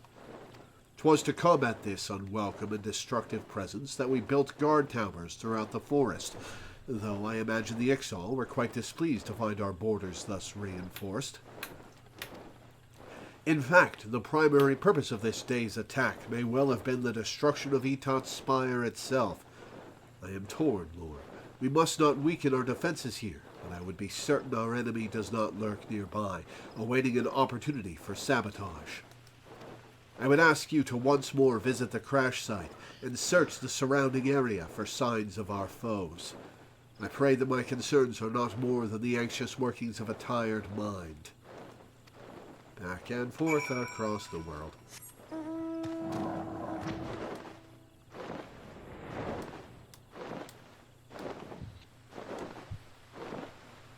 Around the world, around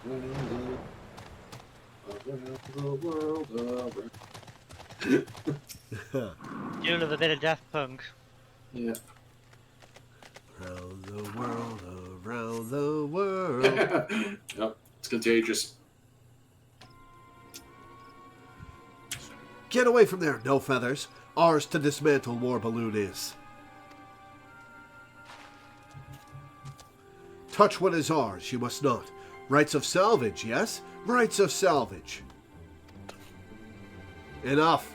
So much screeching and cawing when threatened nothing featherless one has. Nice helm. So are the horns part of a helmet? Or are those just goggles? I think that's a helmet. I think it's a helmet. Chief Totalock. Hold part we sought, no feathers does. Search through wreckage for nothing we did. Weak-bellied fledgling, calm down you will. Speak with featherless one, Cecil shall. Could you be artisan? No, clothing is all wrong, it is. Garb for honest work it is not. Raise your weapon not. Ixal we are, but not same kind that attack your tower. Balloon part you took. Value to you is little, yes? Have it from you we would. Not by force, no, and not for nothing. We make deal, yes? Inside gate you come. Show you our work in return, Cecil shall. But chief, mean to let featherless one inside you cannot. Spread our secrets she will. Yeah, this is very trusting of you, Cecil. Question chief you will not. Cecil's decision it is. Shut screechy beak before plucked and strung from nearest tree branch you are. Okay, you don't gotta get so aggressive. He's got a point, Cecil. Fierce look featherless one has.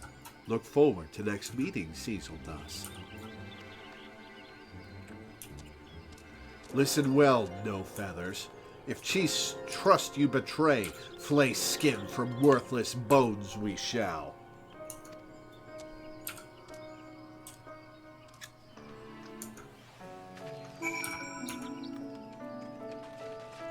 there's a little Ixal camp here. Cool.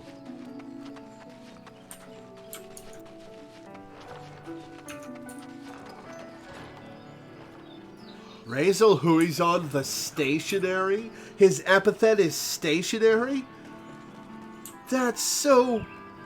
Who gave this guy the epithet of stationary?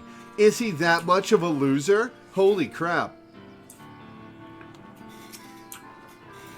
Trespassing on a coddle territory, Featherless One is. What business have you with us?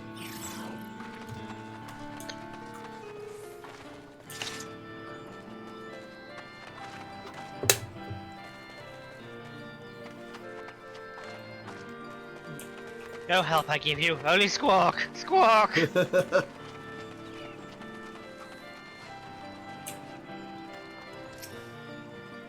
Brave you are to walk into Ixal Den. No such camp existed, you did not, eh?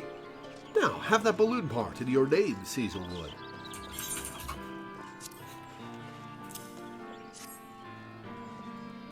Yes, yes, searched long for this we have. Thank you, Loreweaver. Know you what this is?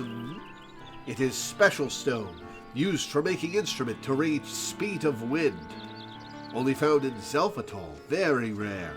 Even clever Cecil cannot build such instruments without it. Seem confused, you do. You wonder why Cecil not go to Zelphatol and fetch stone himself, yes? Tell you why, Cecil will. We are not like Ixal of Natalan and other places. No fighting with forest people. Outcast we are. Call ourselves a Cattle 9. Impressive, yes? Had nicer sound than a Cattle 20 or so. So either a bunch of you are dead, or you just renamed yourself for a better sound. But one purpose we have. To fly free like wind. I like this guy. For war with forest people. A pleasing, greedy goddess. We care not. Fixed on the heavens our eyes are. I like this guy. And now I can't do his quest without being a crafter. So switch to crafter. Yep, I'm on it. I'm just trying to... Excuse me. Certain quests employ an automatic level adjustment system known as Quest Sync, which adjusts the difficulty and EXP rewards to your current level. Please note that when accepting certain quests, a message will appear indicating you may not proceed with it. Okay. I am become crafter. Where is my...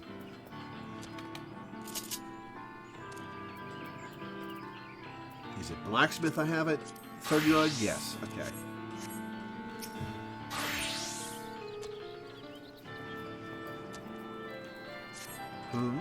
A strange face you make, Lord. Burning with questions you are, yes? How can you tell you've got a mask on? Do I? I didn't look... Oh, I do have a mask on. What is the Cattle 9 exactly? Make myself clear, I did not, eh? Only natural, your suspicion is. Many Ixal would simply kill Featherless One and leave corpse for vultures. But think like bird-brained Natalan zealots. Clever Cecil and his crew do not. Endlessly wasteful this war with forest people is. Waste of time, waste of resources. A Cattle 9 is group of thinkers, of crafters. This place, a cattle, is place for building dreams. To fly higher than any other is a Cattle 9's dream. But before we can fly, make wings we must. Good at making things you are, yes? No blacksmith would see one, Cecil does. Way of moving, way of looking. Caw, caw, caw. Clothing had Cecil confused at first, though. Very modern, very strange. Creating much better than destroying, yes? Both Ixal and Featherless Ones agree on that they can.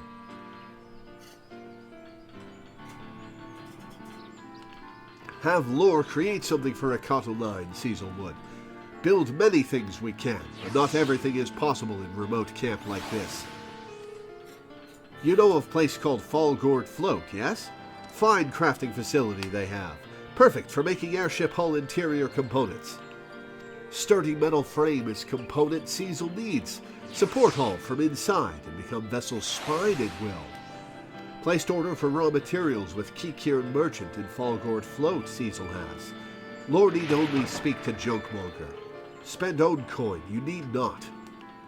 A surprise for you, Cecil has. Protect and support hands when crafting tricky airship components, these gloves will. Even clever blacksmith needs help from time to time, eh? Come back soon, featherless one.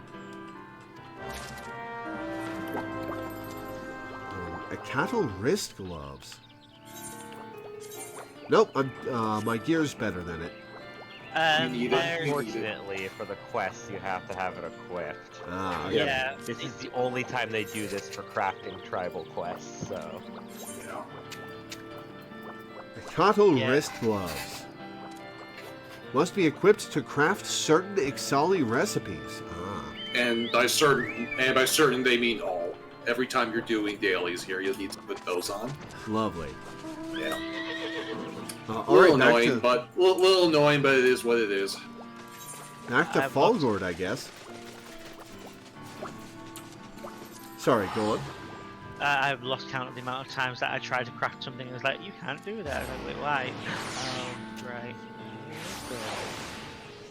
See, I never had that problem because I just binged the Ixal quests over the course of like a couple of weeks, and so there were a couple of weeks where every day I would put on my gloves, do my quests, and move on. And and then I threw the river. I used him to level up my crafters, so I did a lot more than needed for the quest line. Yeah, well, after I got the reputation maxed out, I just switched to leveling my crafters with the firmament.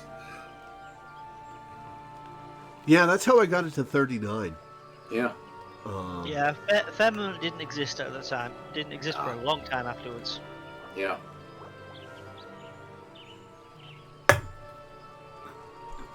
Excuse me. Master Merchant welcomes welcome customer. Birdman Chief tell Master Merchant of Chief Makings. You take things for making. Go to place for making things.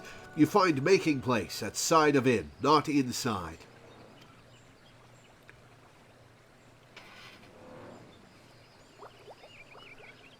Master Merchant thinks you have no time for thinking. Birdman Chief seems ready to burst at seams. Hildyard will give you helpful help.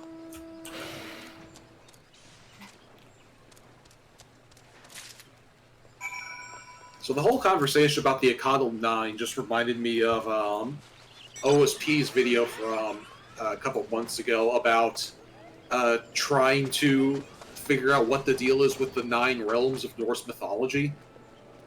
Because you would think that since they are called the 9 realms, that would be fairly straightforward. There are realms. There are 9 of them. But, except no, there aren't. There is no agreed upon canon on what the 9 realms are, how they're related to each other, or anything. I mean, the 9 realms sounds better than the 20 or something realm. Well. And that was actually her conclusion at the end of the video.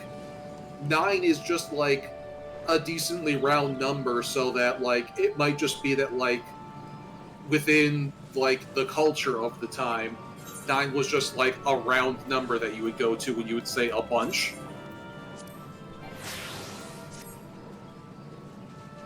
So kind of 10,000. Yeah, exactly. Like the way we would say it's oh, there are there's a million. Yeah, there's a million, and how I always call indeterminate numbers 12, yeah. Yeah, it's oh, there are about a dozen of those. There are about a dozen realms. Instead of saying there are about a dozen realms, they just say, oh, there are about 9 realms. Yeah. I'm reminded of the way rabbits count in Watership Down. It's 1, 2, 1, 2, many, 1, 2, some many, or something along those lines. Yeah. Oh no, 1 too many lots. Oh, was Pratchett referencing that with the trolls and how they count? Possibly. Like, I think it was Pratchett's trolls that count one too many lots. oh, because I'm in Watership Down.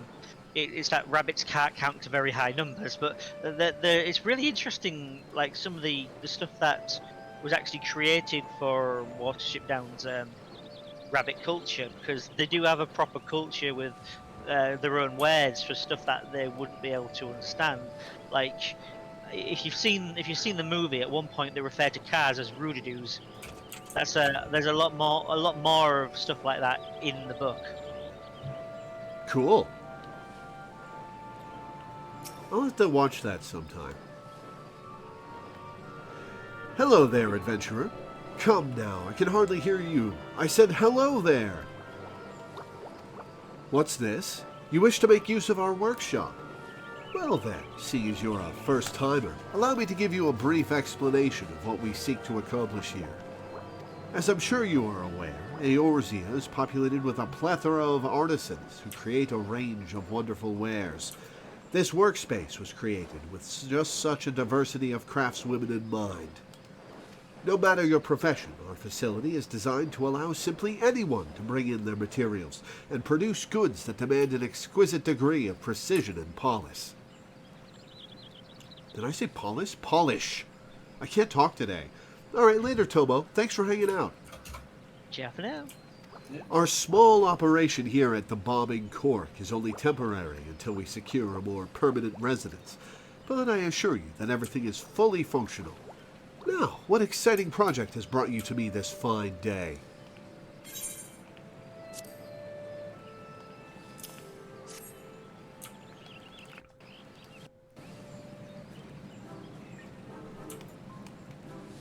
What have we here? Ah, such a strange coincidence that you should happen to arrive bearing the very same rare materials that... Hildyard, have you any word on my delivery? Who? And who might this lady be? And why does she hold the component materials that I ordered? This is outrageous. You cannot simply swoop in and snatch up the wares I reserved a moon in advance. Please, Mr. Totoromu, you misunderstand. This adventurer brought along these materials herself. Just brought them along, did she?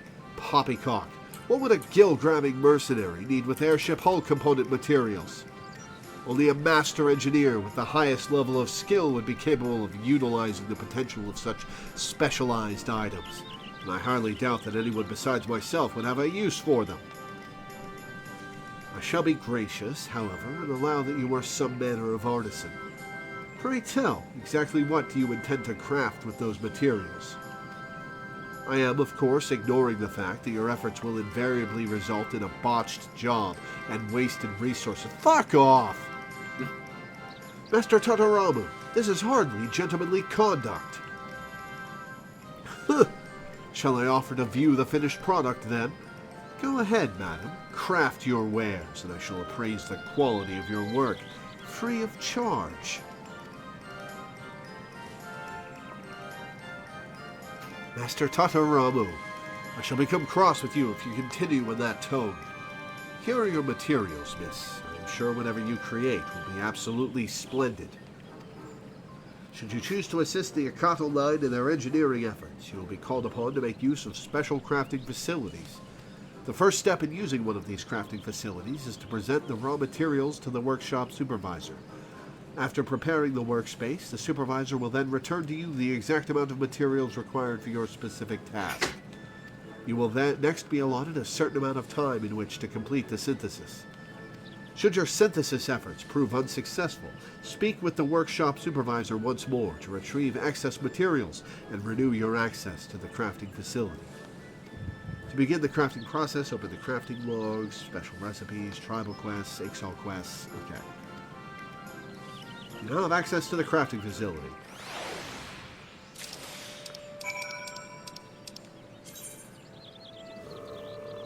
Okay.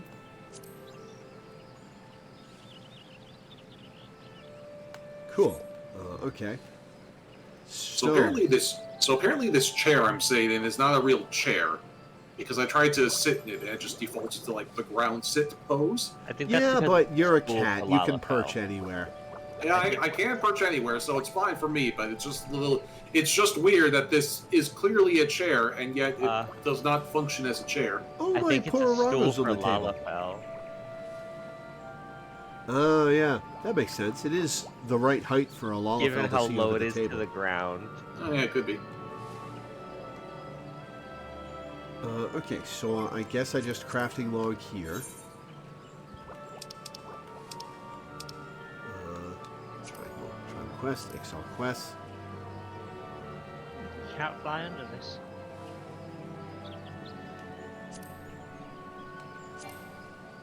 Current class not set to Weaver. Okay.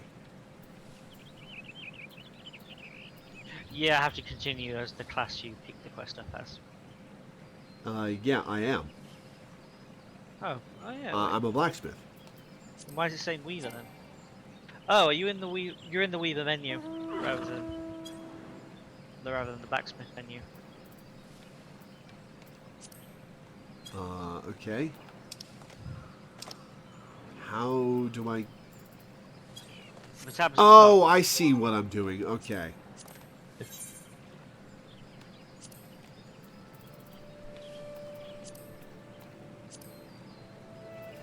I didn't realize I'd swapped over to Weaver up at the top.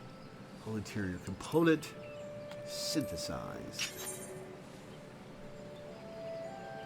There's something really funny about when I was leveling up my my culinarian with these. It's like I am literally cooking up airship parts. But yeah, you gotta boil the leather. Yeah, that's the one thing about the crafting. Like all of the crafting tribes have this to some degree, where they try to keep it vague about what exactly you're crafting, so that in theory any job makes sense. Like you're never crafting, nuts and bolts or whatever. You're crafting components or parts or materials. So in theory, you could be doing this with any job, but it's always the logic is always a little shaky if you're a book. Yeah. All right. I'm cooking masonry. Fuckface. Craft away, madam. I'll be waiting to appraise the result of your expertise. Well, I crafted a 100% quality one, so screw you.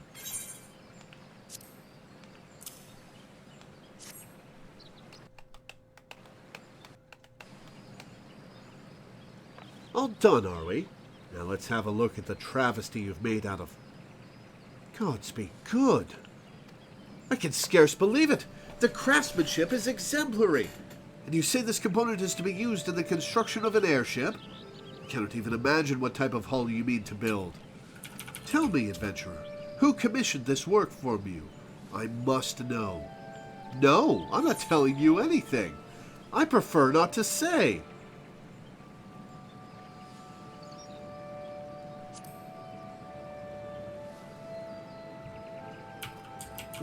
A curious reluctance. What harm can come of revealing a client who builds airships? Unless... There was an odd rumor making the rounds amongst the engineers at the company. They say a group of Ixal had carved out a secret camp in the Black Shroud and were conducting trials for some kind of secret weapon. I had thought it idle gossip at the time, but it would appear the tale held merit after all. Your Ixali master seeks to craft an airborne vessel of war. I will not allow it. Transforming the wonder of air travel into a means for delivering death is blasphemy of the highest order. But, Master Totoromu, what do you mean to do? Isn't it obvious? I'm going to march right into that secret camp and give those blasted birdmen a good telling off. You'd best stay out of my way. Oh, I've got to see this. I cannot wait to see this. Alright, I'd better go after him. But you cannot simply... When it comes to airships, I'm afraid Master Totoromu's passion overpowers his capacity for common sense. I wonder if he even has any idea where he's going. He sure doesn't. Here, you'd best take your finished component and complete the delivery. Your appraiser appears to have forgotten it in his haste to rush off and chastise the Ixal. Just who is Master Tataramu? I could tell you, but that wouldn't be very exciting now, would it? Perhaps you might ask him yourself. Come on, I don't want to talk to him. Just tell me.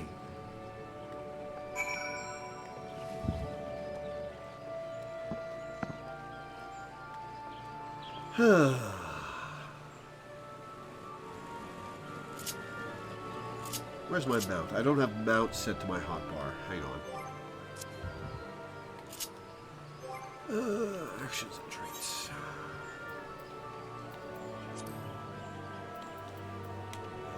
Let.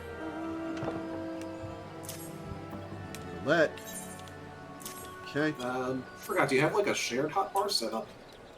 I do not, but I don't want to set that up right now. We'll do it another day. Yeah.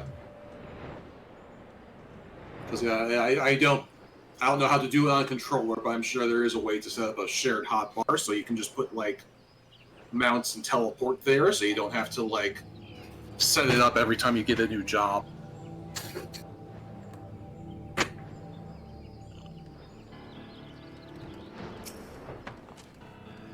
Returned you have.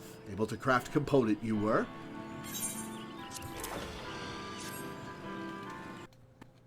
I'm being very trusting of these guys.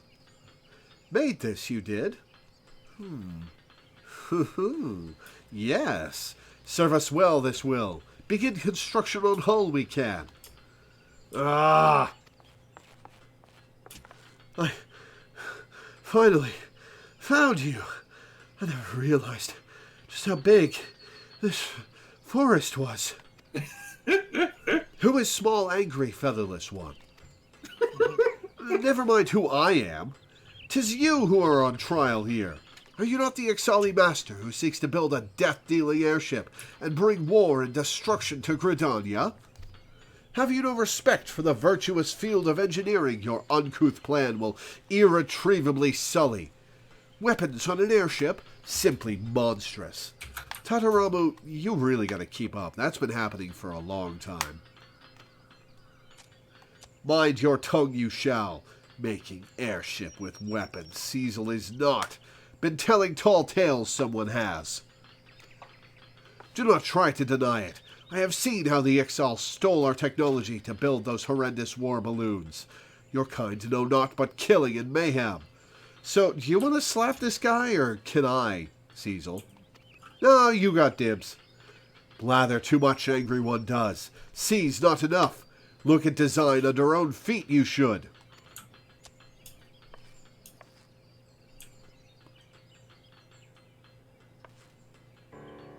The schematic. It contains elements of both dirigible and airship. I've never seen the like. Hybrid vessel, diesel qualon it is. Fly very high it shall. Ceiling altitude of 5,000 yalms. 5,000 yalms? That's impossible, an unattainable fantasy. Why, even Master Garland's Enterprise cannot reach such heights. You speak of visiting the heavens themselves. Yes, the heavens. Rap on God's front door we shall. Knock, knock. Ayatlan, floating continent of legends it is. High, high above clouds. Place where Cecil's ancestors once lived. Return to Ixal's lost paradise we shall. All-consuming goal of Cecil's people it once was. But this dream, shared now by too few it is. Rather worship mad goddess Garuda, and squabble with featherless ones not along Ixal wood. Waste of life, Cecil says. Help Ekato 9 build balloon airship hybrid and reach for distant sky other Ixal should. So, here's a question. How many groups of outcast Ixal are there? Because if the bulk of their society has been taken by Garuda, they're they're effectively extinct, right? Like, they're done. They're still, having kids, but they're all tempered immediately, right? Like, there are very few free Ixal or Amalja left. And there's just nobody left. It's so tragic. I think the implication is that, like, there's at least a countable amount of untempered of each of the myriad tribes. And just the fact that we see so many tempered ones is because, the bias MMO, of so the we have to loudest fight people them. in the room. What was that, Minda? It's an MMO, so we have to fight them. Yeah. Yeah. Fair enough.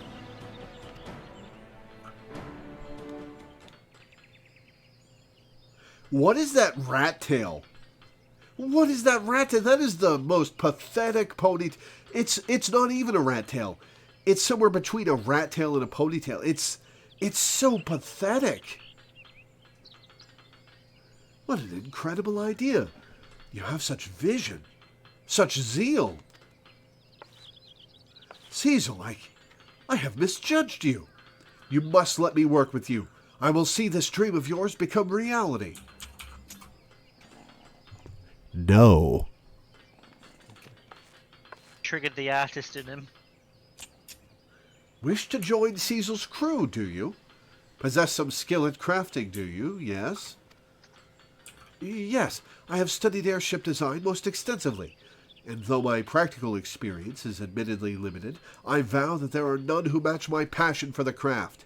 I think we just established that Cecil matches your passion for the craft, Tataramu. Important passion is, but knowledge too you must have. Work you as hard as others, Cecil will. Be spared for your size, you will not. Thank you, sir. You won't regret this. Tataramu at your service.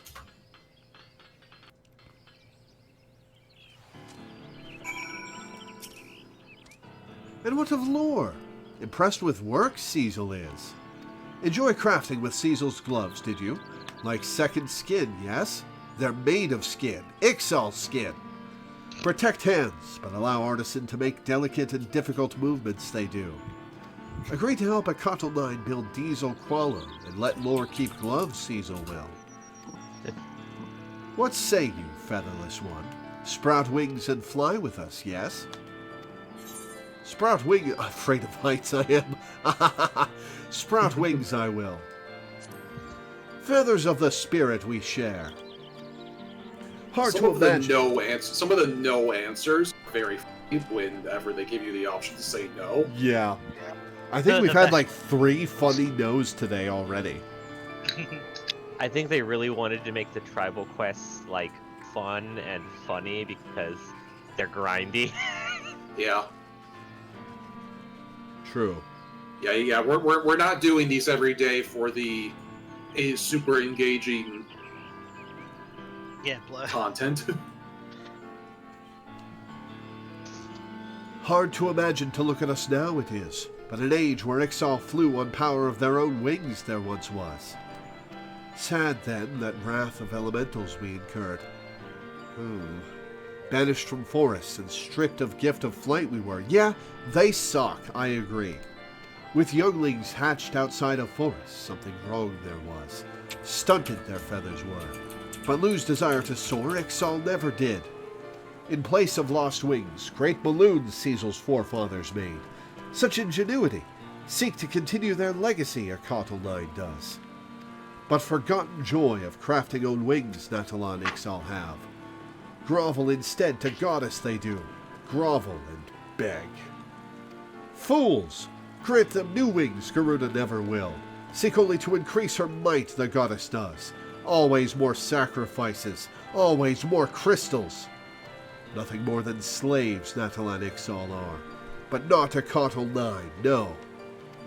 Soar once again we shall. Within Diesel Qualon, our salvation, our waking dream lies.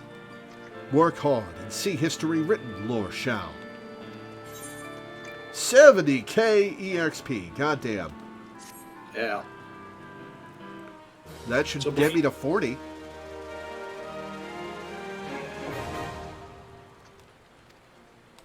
Now you see why I use them to level up. Yep.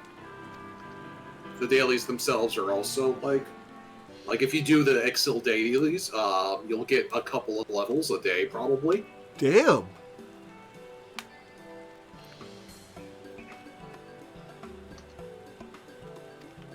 In fact, there's one thing I want to draw your attention to before we... Okay. I hit level Temper 4. Fun. I hit level 40, which means we've got another class quest for blacksmith I can do. Let me put that on the list. Yeah. Blacksmith 40. Okay. All right. You wanted to draw my attention to something. All right. So if we come up here,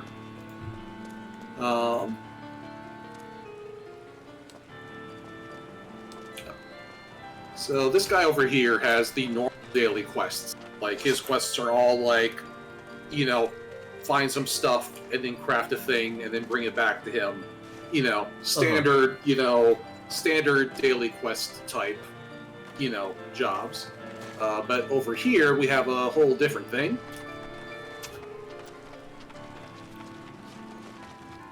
This guy is like Mansipal, the fist wizard version of a disciple. Yeah, you'll actually want to pick up this quest so you can see the menu. Deliverance. Our supplies, dwindling they are. A featherless one we seek. A featherless one to fill our houses of wares. Master Rosal demands swiftness, he does. Ever prudent he is. This quest differs from normal story quests in that to complete it you must deliver a bevy of requested items.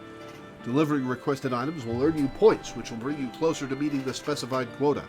The quest is complete only when you have met that quota. The Econo 9 require many different types of items to maintain their daily operations. You may choose which items to deliver based on your ability to procure them. Further questions regarding delivery quests should be directed to the Econo 9 Mansipal. So, the place where so they said that with this one you're turning in like a quote of goods, and you do that with the foreman over here. Okay, the foreman, there he is, okay. Yeah, so like if you talk to the foreman, he'll open up the menu of stuff they're looking for.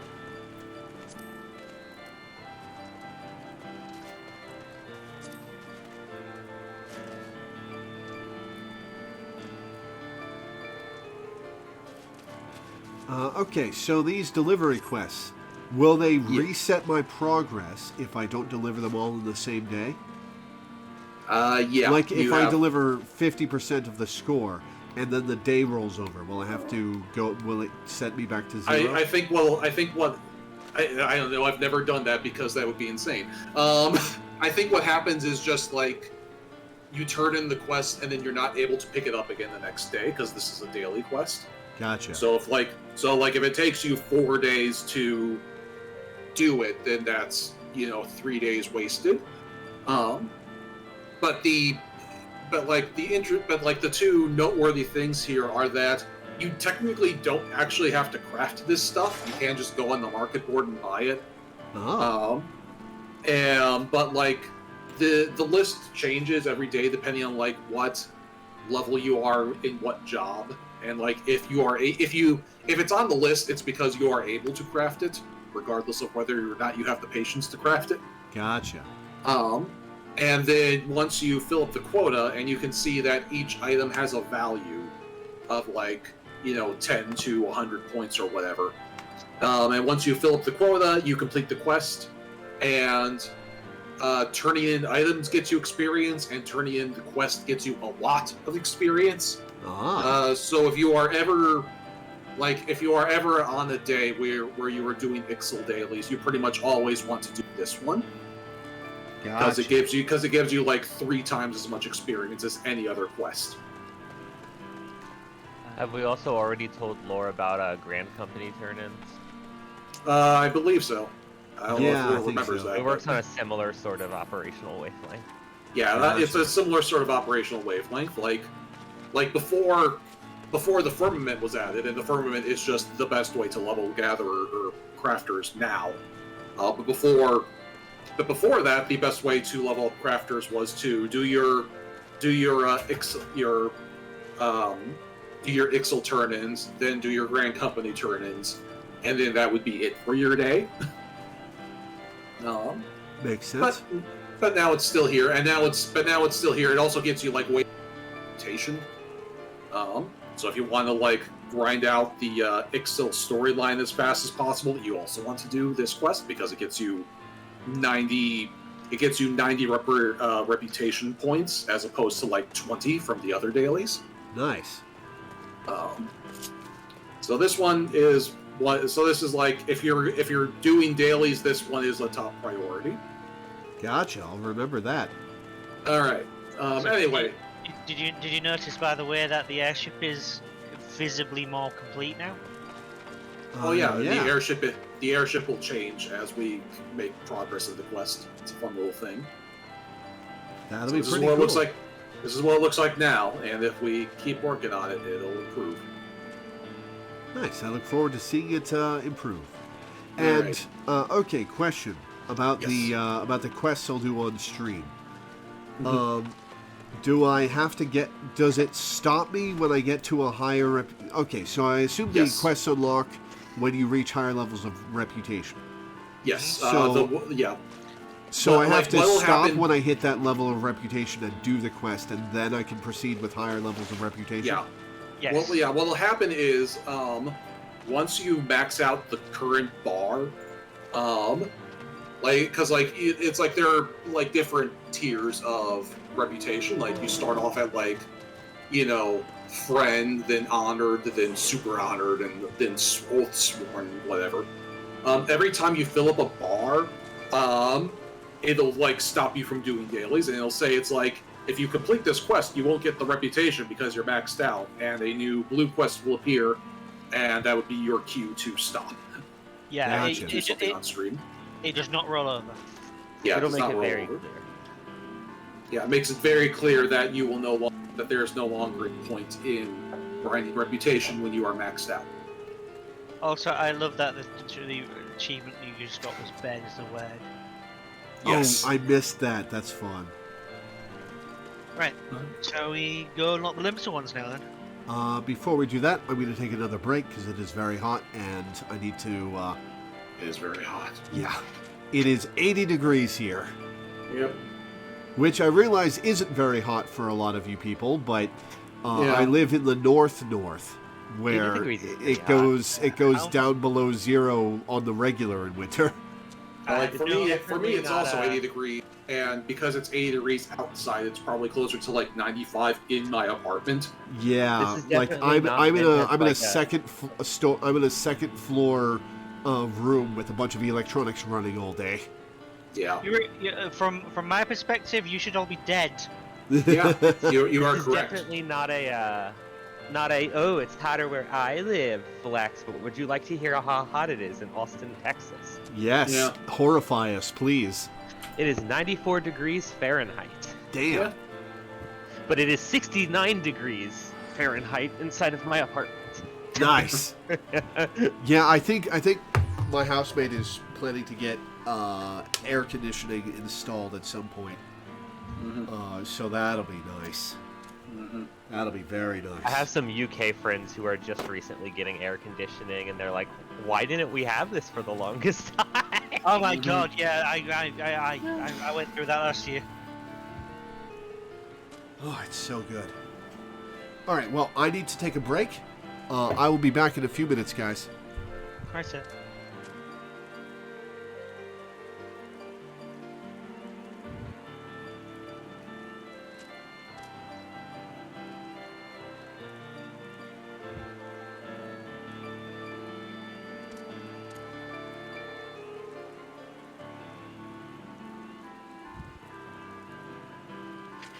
I should not have gotten away with that. Playing triple try with an NPC and got away with a very risky move.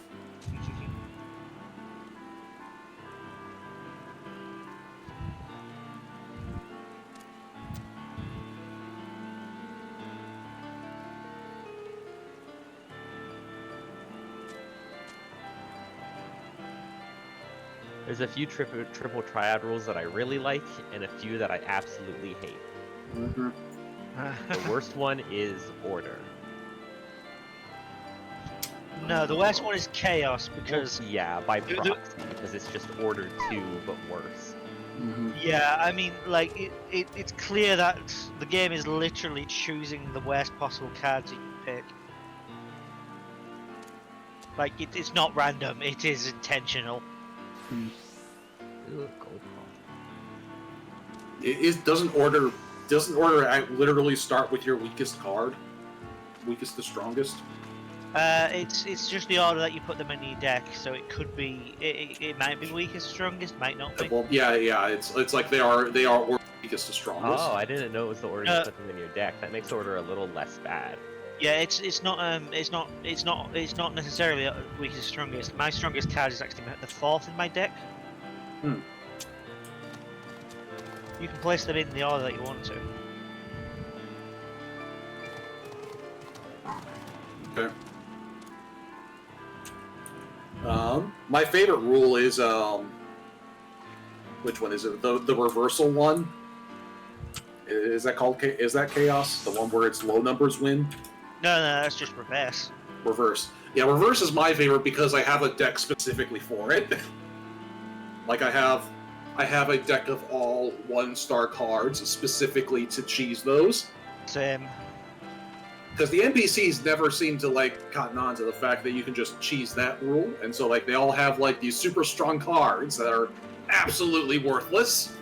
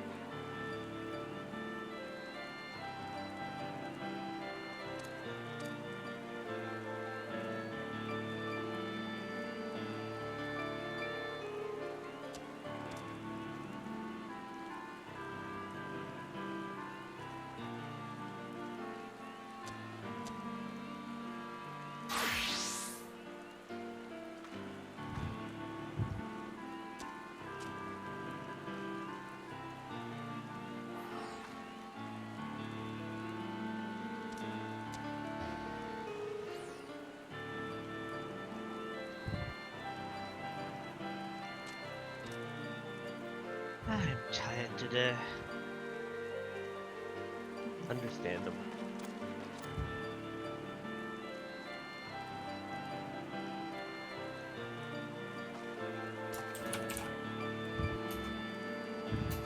Yeah, like I was saying earlier, my D&D group has been suffering through the wildfire smoke, and so like our D&D session last night, we made it like 2 hours, and then everybody was just like, uh.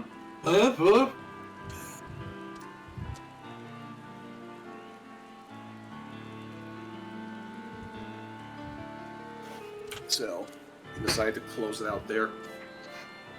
But my character did get a magic glowing sword, so that was nice. I got a cape of billowing. I can use a bonus action to make my cape billow dramatically. Oh, yeah, I gave one of those to one of my players. They were very happy with it. Oh yeah, I actually used it, managed to use it quite practically to hide my allies from enemy arrows, for example. Mm-hmm. Yeah, the glowing sword literally just glows. It's not even a +1. It's just it glows, which is handy in its own right because my character does not have dark vision. Oh yeah, my paladin has a skill that lets the sword glow. It does add adds charisma to the attack rolls, but oh yeah, that one. But at the same time, I just kind of refer to it as turning my sword on. Mm-hmm. Whispering sweet nothings to your sword. Yeah. Yeah, my character in that game is a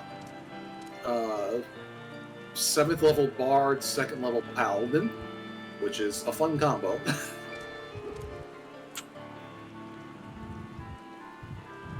Paladin multiclassing is weird because, like, if you just, like, take a dip in Paladin, you can become an absurdly strong Paladin just because of the way Divine Smite works. Oh, Divine Smite's good. Yeah. There's a couple other Paladin features that are really good, too. Yeah. Well, because, like, the thing is that, like, Divine Smite uses spell slots. So if you take a couple levels in Paladin and many levels in any caster, all of a sudden, like, you can deal out max damage smites constantly at a rate that a full-blooded paladin couldn't possibly do. Huh? How does that work? It's like every time you use Divine Smite, it uses a spell slot.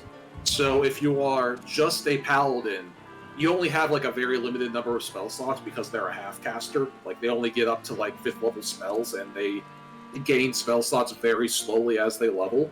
Yeah. So, let's say you're a level 2 paladin, level 7 bard like I am. I have 10 spell slots, whereas a 9th level paladin would have like 5. Right. So like all of a sudden I can deal out a ton of fights. Plus I have a bunch of paladin spells on top of my bard spells. Nice. And all of a sudden, like, you are like a super casty paladin. Like Searing Smite and Thunder Smite. Yep. Yeah, Searing Smite plus Divine Smite is how that works. Yeah. If you do max on both, you can get like, and if you get a crit, then that's like,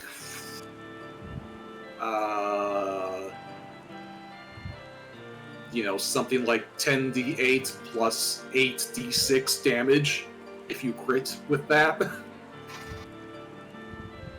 And yeah, that's a pretty big hit. And that's on top of the fact that Paladin plus Bard just has a very interesting spell list. You can do a lot of things with it. Fair enough.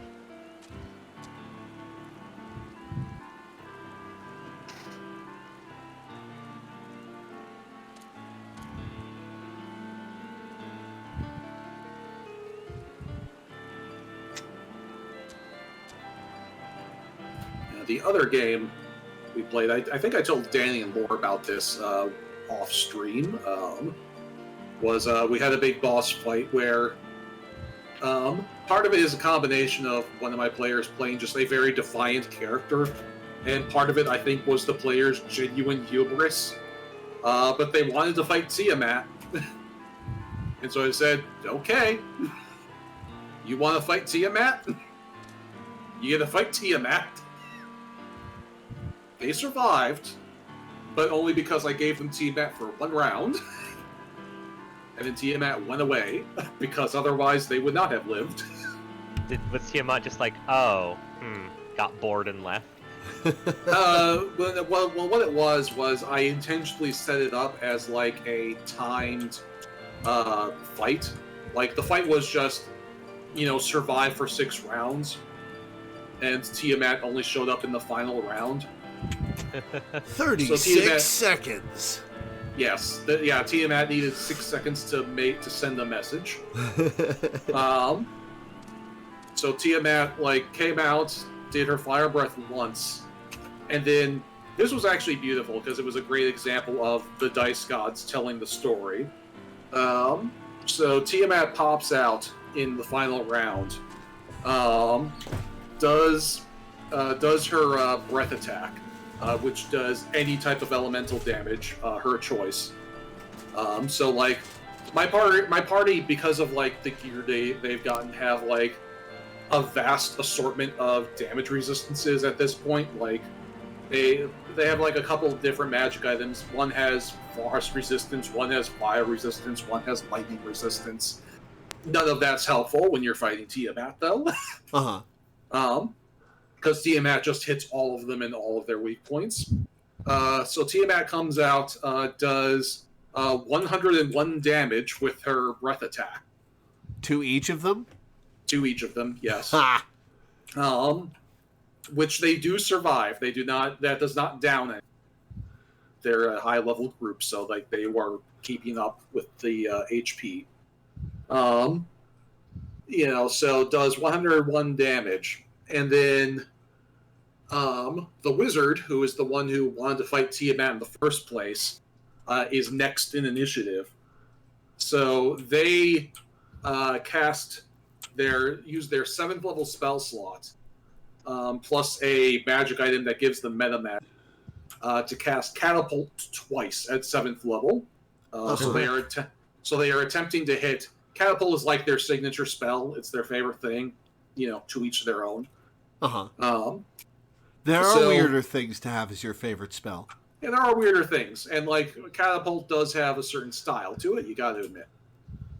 So just basically using meta magic to take 2 giant boulders and hurl them at Tiamat with all the strength they can muster, and upcasting at 7th level, so it's 9d8 damage if it hits. And this is an online game, so I didn't roll in front of the screen. I just rolled in general chat. We have a Discord dice mod that lets you roll dice in Discord chat. I've seen those. Rolled publicly, and Tiamat dodged both of them. So, 7th level spell slot, strongest spell they can pull off, does 0 damage. They basically got Eisened. That's pretty funny. Just absolute no-sell the damage. And then, fortunately for them, the fight was over. 20 HP left, and so if Tiamat had gone another round, they probably died. But there's no probably about it, Minda. Yeah. So that was fun. A point was made, and so we'll just see how the characters deal with having faced a god. Yeah. Anyway. Okay, so to Limsa, you say? To Limsa and into the aft cap. To shreds, you say? To shreds, you say? Yes.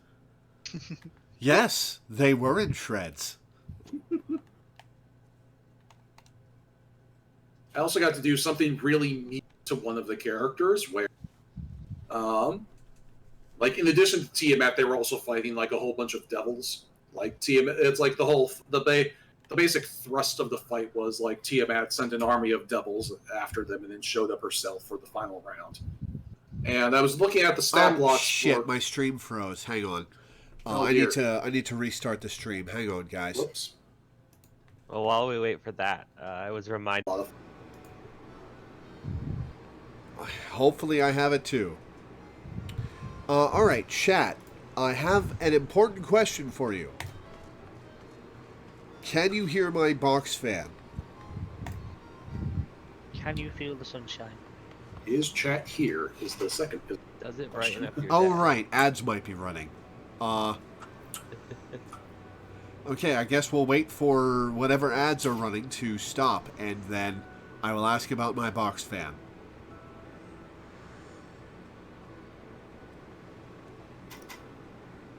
According to my page, Twitch, which is odd because I'm watching it, but you know. If you're quiet, I can listen in. Oh, there we go.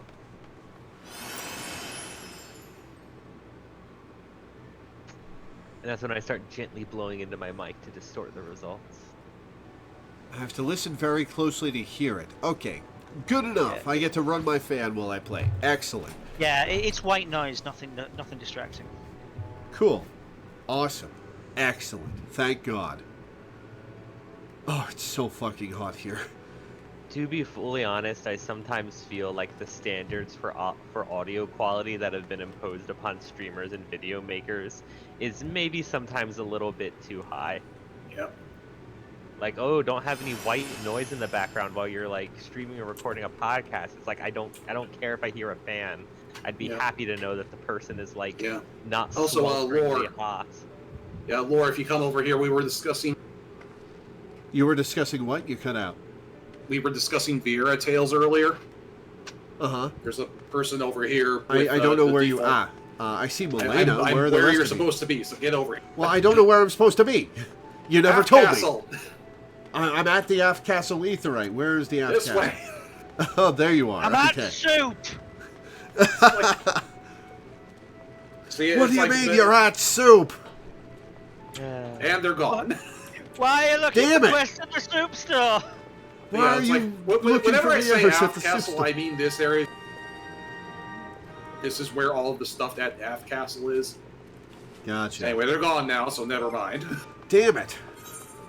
Right, both the plus quests here are beast tribes. Yeah. Swap to Black Mage so I can actually accept them. Rashash Tariki. They came from the deep. Oh, Sahagin Beast Tribe quest, huh? Fish people. I wonder if I can drown these ones. Your hearing must be exceptional, Lord. If you did not overhear the Link Pro report, then why? Well, no matter. Well, you're cute, so I wanted to talk to you and see if we could go out sometime. But if you're all business, never mind. You are here now, and we could certainly use your aid. I have just received word that raiders have sunk a civilian vessel in the Strait of Marathor. One of our warships is en route as we speak, though I fear there will be little left for them to find.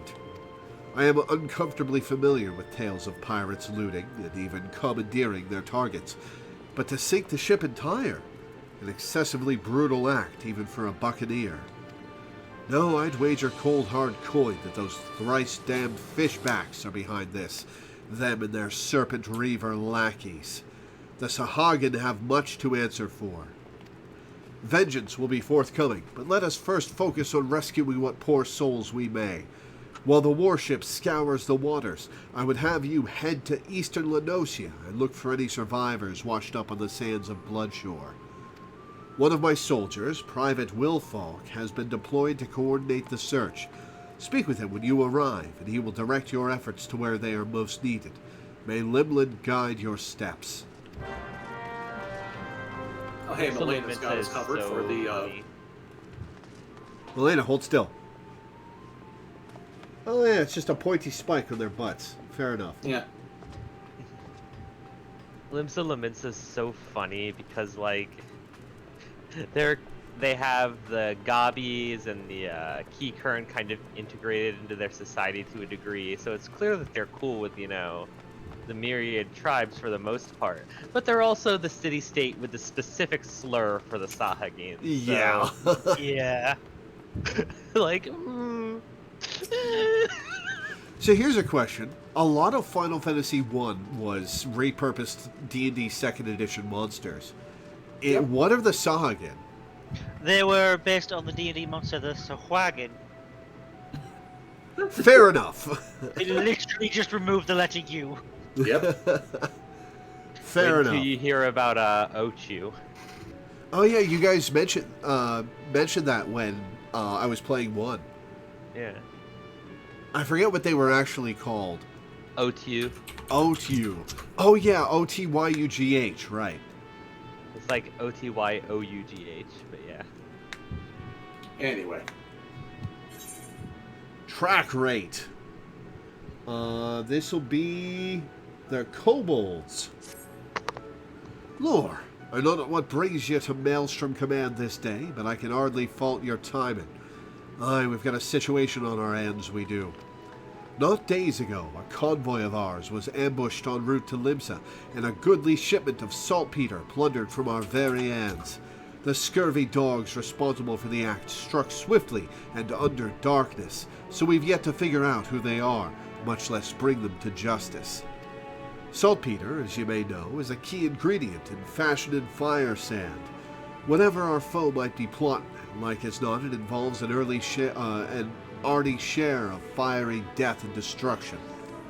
Command has dispatched an elite regiment to the field to investigate, but clues have proved harder to come by than an half-decent pint of ale at sea. Leading the investigation is a good comrade of mine. Well, I'd like nothing more than to lend me strength to her search. I can't very well shirk me duties here. If you find yourself itching for adventure, you could do worse than to make for Swift Perch and seek out one Lieutenant Skatesviz. Skatesviz? Skatesviz. Skatesviz. Just say the track rate sent you. Alright. Let's do the Sahagin second. So, where am I? Swift Perch. Swift Perch is right here.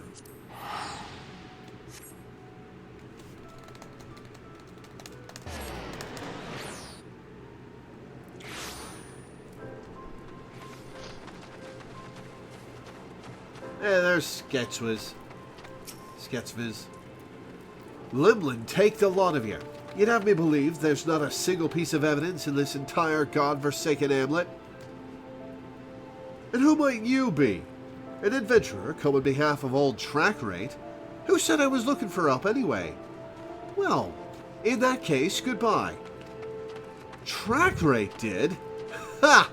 I'll have you both know that it's all clear skies and smooth sailing here.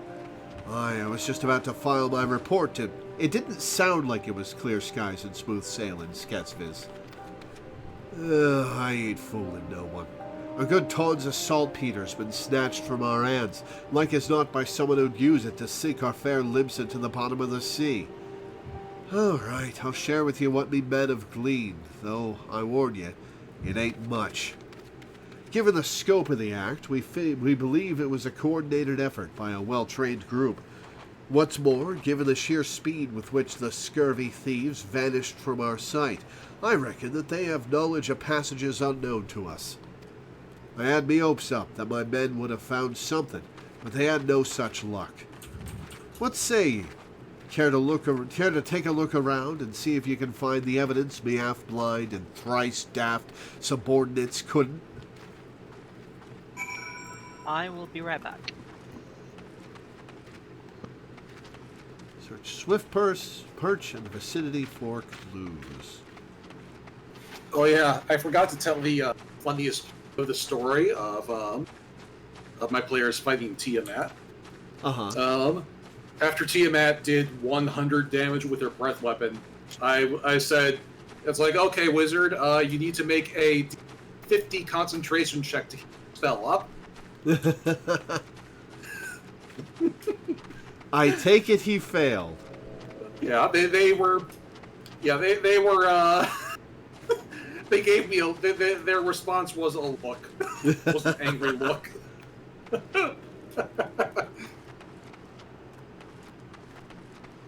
You asked for this. Am I supposed to be talking to these random people, or am I supposed to find a thing on the ground? You're supposed to find, I think, a quest objective marker. Yeah, that's what I figured, but I'm not seeing one.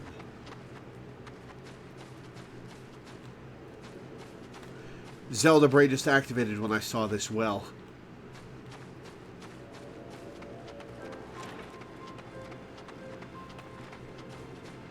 Yeah, I don't remember if you're looking for a clue lying on the ground or somebody a conversation or what, but... Well, I don't see any conversational quest markers. So, look around for an object on the ground, maybe. That's what I'm looking for. Oh, wait, now I remember where it is. Oh, here it is. Yep. Hiding behind the building.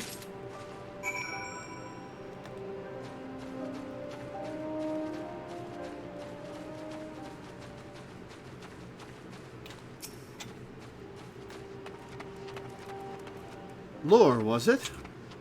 Well, find any evidence that could shed some light on our investigation.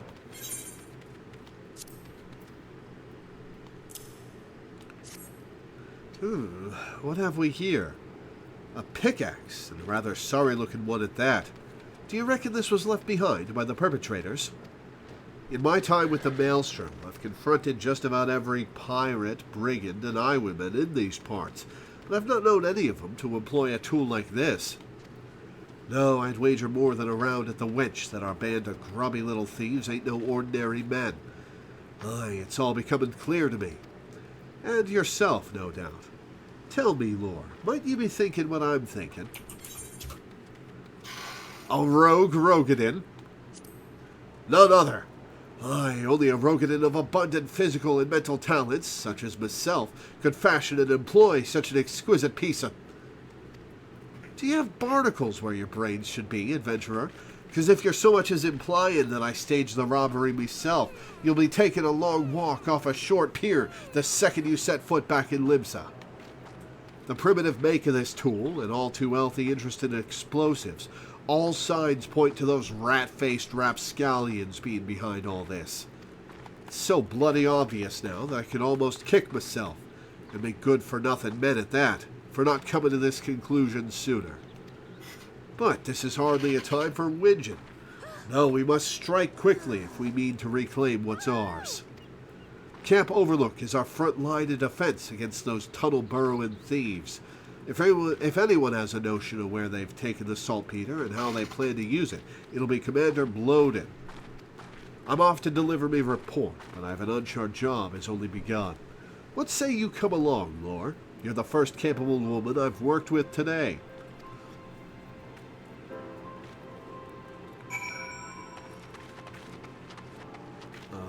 Okay. Camp Overlook.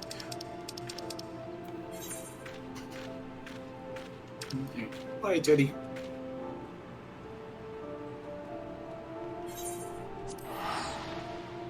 Oh, did Teddy leave? Yeah. No. Oh well.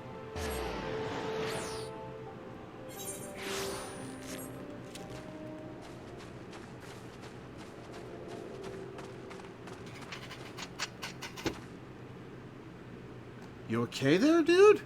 You shaking and... are you hyperventilating? What's your problem?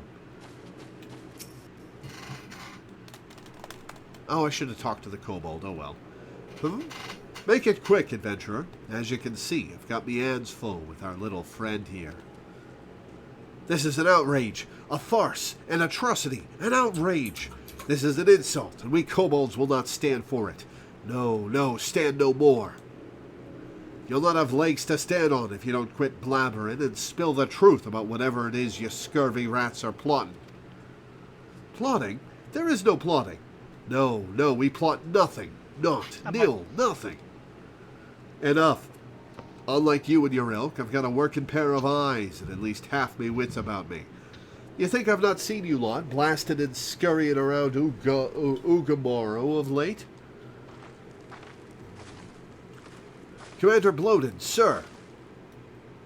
Skatesviz? Aye, it's a treat to see me old's trainee, but I fear a brewing kobold plot demands me attention. Loreweaver and I just might be able to help you with that, Commander. I trust you've heard the news of our missing shipment of saltpeter. So soon she knows. This cannot be. No, no, it cannot be. Ha! I knew it! Your endless tongue wagging has finally dug your own grave. It was not us. No, no, not us. It was them. Yes, yes, them! What nonsense is this? Beady eyes, frizzy tail, a penchant for causing us trouble. A kobold's a kobold. Well, that's racist. This is not so. No, no, not so. There are kobolds, and then there are kobolds, and then there are kobolds still. It is the low ones who stole your precious saltpeter, the ones who live down, beneath, below. Beneath and below? Come to think of it, me scouts did mention a particularly scraggy band of kobolds, what seemed to have made their home at the cliff base. Yes, yes, that is the place. That is the home of the 789th. They are the worst of the worst. They are most stinky, smelly, scummy, stinky, and ugly, too.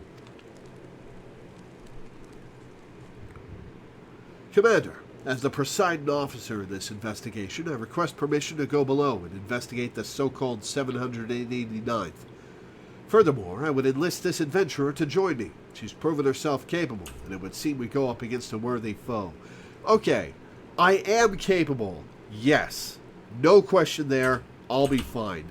But the entirety of our interaction was you asking me to go find clues and me finding a pickaxe. You don't know what I can do in battle. You don't know if I'm even an adventurer. As you please, Lieutenant, but I warn you, be careful down there. The sight of a kobold won't strike fear into anyone's heart, but their bite and their bombs are a fair sight worse than their bark. Understood, Commander. Will not let you down. And with that, I take my leave, till sea swallows all. Well, Lore, are you ready to take on the scurviest band of kobolds in Lenosia? You'd best be, because I'm counting on you to make yourself useful.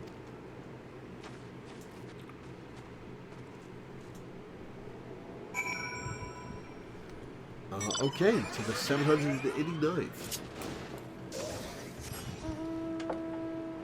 I'm getting the chair a lot today.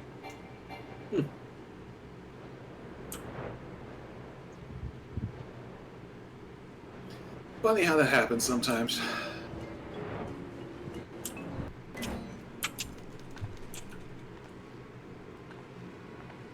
Well, well, what have we here? 1, 2, 3 crates of saltpeter. It would seem our kobold informant spoke true.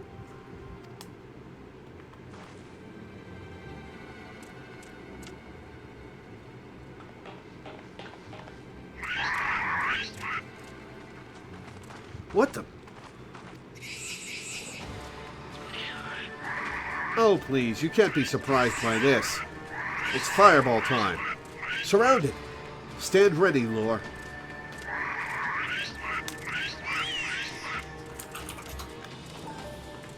Are you just going to stand there squeaking at me all day? Fight with honor or die like the rats you are.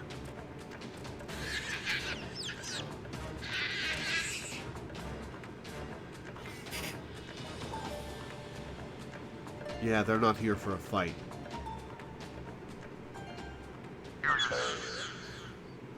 Are there no alternatives? Choices, options, alternatives? Such as, perhaps, surrender? Yes, yes, surrender. We surrender. Did you just say surrender? Yes, yes, we surrender. Yield, submit, surrender. What in the seven hells?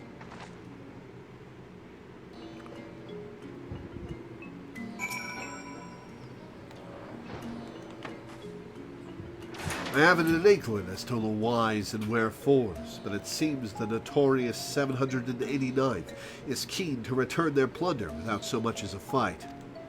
I, for one, wouldn't have been opposed to cracking a few kobold skulls, but considering the strained relations between Limsa and the little buggers these days, who can argue with good diplomacy? Any road, I'll report back to Commander Bloden and arrange for the transport of the supplies. Aye, and with a reliable escort this time. In the meantime, why don't you ask around and see what you can learn about our new neighbors? After all, they don't seem half as imposing as I expected, their leader least of all. Best of luck, Lord, till sea swallows all. Alright, so what's your deal? Where is... There you are. You are still here. We have surrendered, yes? Yielded, submitted, surrendered? You will not hurt us, yes? Whew. I am relieved. Reassured, relaxed, relieved. And who I am, you ask? I am Gigu, and Gigu is foreman of the 789th. Leader in name, yes, but no more. No more. For in truth, no one listens to Gigu. Gigu is ignored, invisible, insulted, ignored. Incompetent, too. The 789th stole your precious boom powder. Yes, we did. And yet we had good cause for doing so. An excuse, a reason, a cause. Ours is a peaceful order by nature. The 789th troubled no one, and no one troubled us. No, not until now. Now we are driven from the tunnels, exiled to this place that stinks of soil and seawater. But you are a stranger, and I ramble too much, too soon.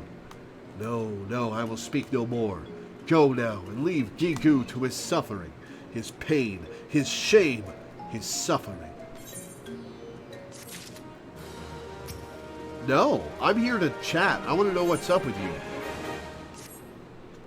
You are still here, yes? Yes, you are. You hear the sad tale of Gigu and the 789th. Then listen and weep. Sob, cry, weep. You think you people have it tough? You know nothing. No, nothing at all. Ours is a world of kobold eat kobold. Yes, ours is a constant struggle, a labor, a toil, a struggle for survival. Dig and dig we do. Dig for ore and riches. Dig well and we are rewarded. Better digs are given us, and for more weight do our words carry. Dig poorly and we are shunned. Reviled, scorned, shunned. You know that kobold orders have numbers, yes? Yes, you know. The smaller the number, the greater the order. You find this curious, but this is the kobold way. How many orders, you ask? Yes, how many? 789 we have, and not one more. We exist as the backside of kobold society. The bottom, the rear, the backside. And so from the tunnels we are driven. Dig more, find more, make more wealth for your betters. Then you can come home, they say. But this dry vein holds no treasures. No, nothing. Meanwhile, our kin in Ugamaro hoard treasures so great that they toss gold away, toss it away like garbage. Yes, their trash is our treasure. Any moment now, we will be judged on our haul, but our sack is empty. Barren, bare, empty. You must go down to the dig and bring back something, anything for us. I beg of you. Yes, even the shabbiest scraps will do. Obtain worthless ore from the kobold dig. Cute.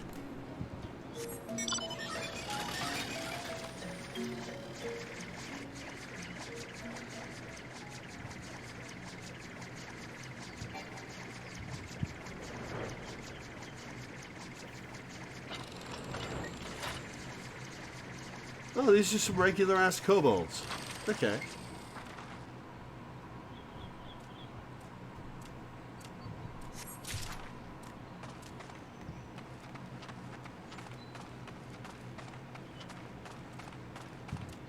Oh, no, these are some hostile kobolds who are not being hostile, alright?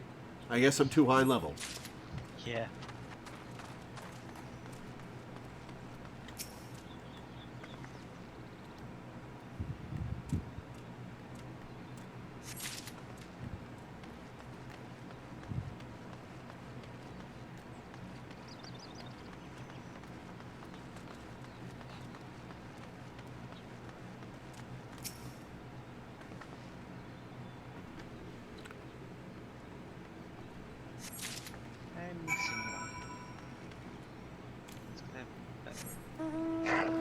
Again, Zelda Brain activated, saying I should go down this path to see what's at the end of the map section. Mm-hmm. Oh, I've gone into little weird dead ends in the depths a few times in the last couple days, and there are dead ends with nothing in them. Long dead ends, too, that look like they should have something in them. The dead end of that cliff sometimes spawns a fate, which I had to wait for like 6 hours to get to spawn at one point in order to do my relic book, and I don't know why it took so long.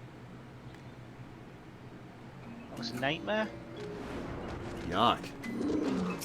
I don't mind grinding, but I hate waiting. From dawn till dusk, dusk till dawn, we dig, and yet our barrows are empty. Bare, barren, empty. We are not welcome down below.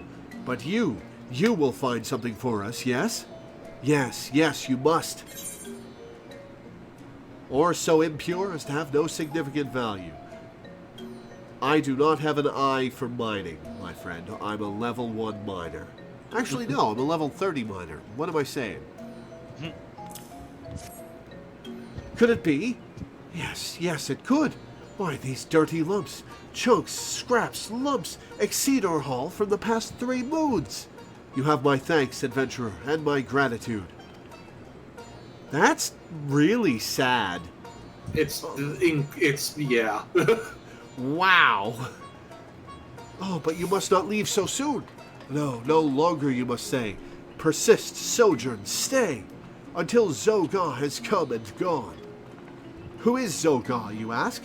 Zogar is a giant among kobolds. A beast, a brute, a giant. So smart and strong is Zogar that his order surges to the top of the ranks.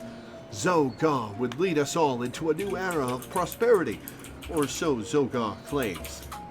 But this is a sham. Yes, Zogar cares only for Zogar. Weak you are, Zogar will use you, then throw you away. Yes, Zogar stomps all over us, tramples, stamps, stomps. This is why you must stay, adventurer. Stay and watch over us from the shadows. These guys are absolutely tempered. They're just so pathetic that it overcomes their tempering.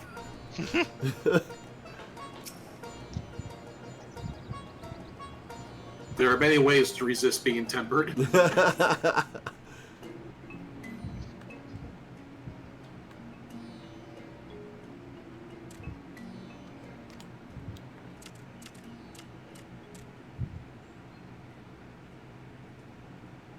This place reeks, stinks, smells, reeks.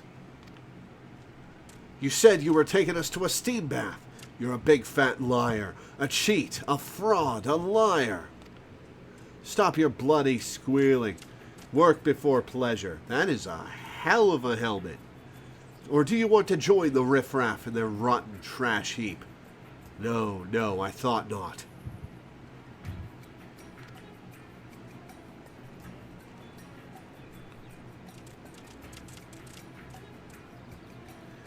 Greetings, Zogar. How kind of you to visit our humble dig.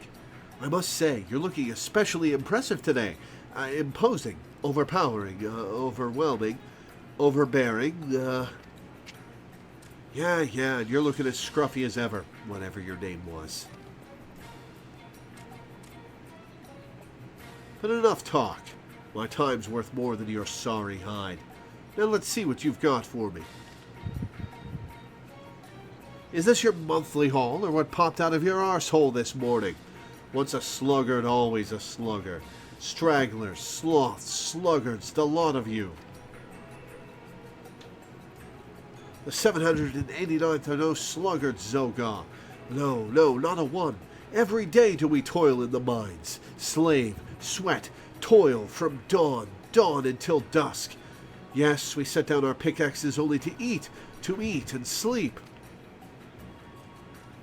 Eat? Sleep? It seems we have a misunderstanding here. A mistake. A misconception. A misunderstanding. He's about to tell them to skip food and sleep, isn't he? Sleep? Food? These are luxuries. Comforts. Indulgences. Luxuries. And luxuries. Yes, luxuries are for kobolds who can dig their own weight. You earn nothing. You deserve nothing. You are nothing. No rations for a month, or until you increase your haul 100-fold, whichever comes last.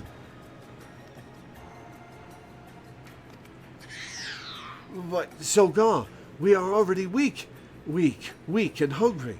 Cut off our food supply, and we will starve, wither, die. Then die. Yes, die. Each day you live, you breathe our air, and eat our food, and give nothing in return.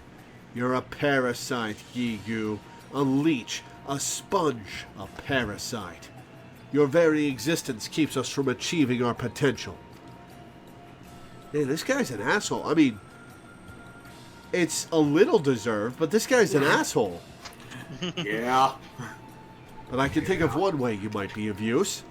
Yes, the shriveled carcasses of you and your lot could feed our furnaces. Fodder, fuel, feed for your betters. You cannot mean what you say, Zoga. No, this must be some cruel joke. A jest, The only joke around here is you, Gigu. I'll not repeat myself this time. Oh, you knew exactly what his name was. You were just being insulting. I'll not repeat myself this time. 100-fold. And on's less, and you'll be the first to burn. Singe, sizzle, burn. Let's go, ladies. Yes, the stench of sloth and stupidity in this dump is making me sick. Remember, ladies, this is the fate of those who don't dig their own weight. Now, I do believe it's time for that steam bath.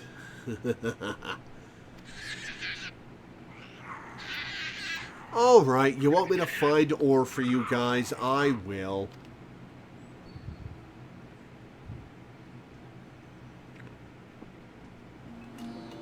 Warrior of Light, compulsively helpful.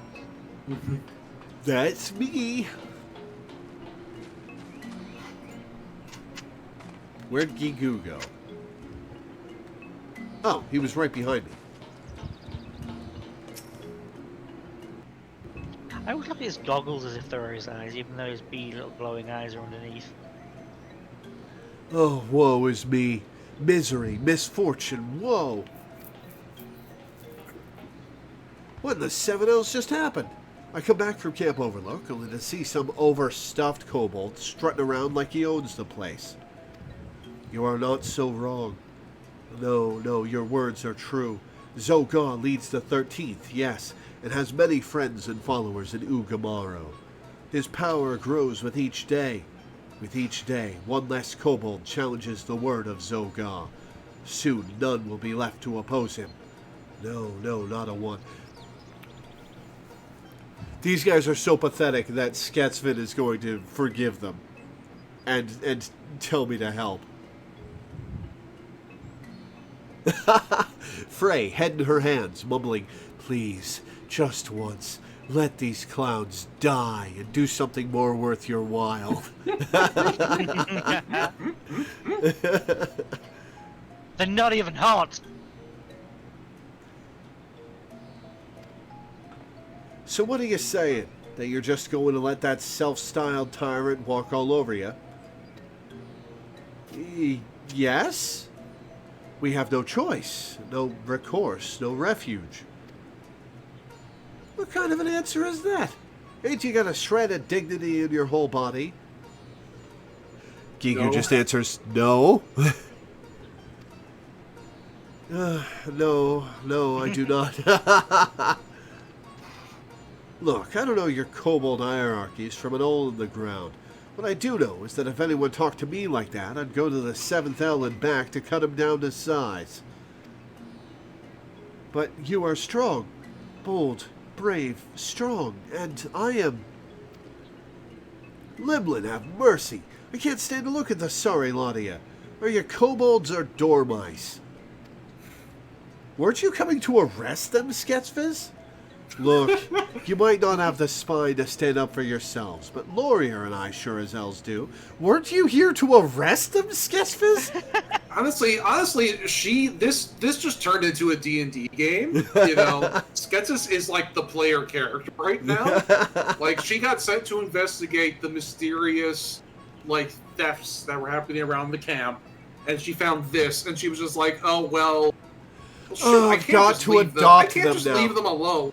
I've got to adopt them now. I've got to adopt them. They're cute and helpless. I'm adopting them. We just got roped into it. Ain't that right, Lore? Just tell us where we can find this Zogar. You don't know what you say. No, you know nothing. It is pure madness to oppose Zogar. Folly, insanity, madness. That's me. The only thing what's driving me mad is your endless wailing. That settles it. I'm not leaving this stinking hole till Zogar falls on his hands and knees before me, begging for mercy. No ifs, ands, or buts about it. Isn't that a little bit of a dereliction of duty? But... did you just say something? No, nothing at all.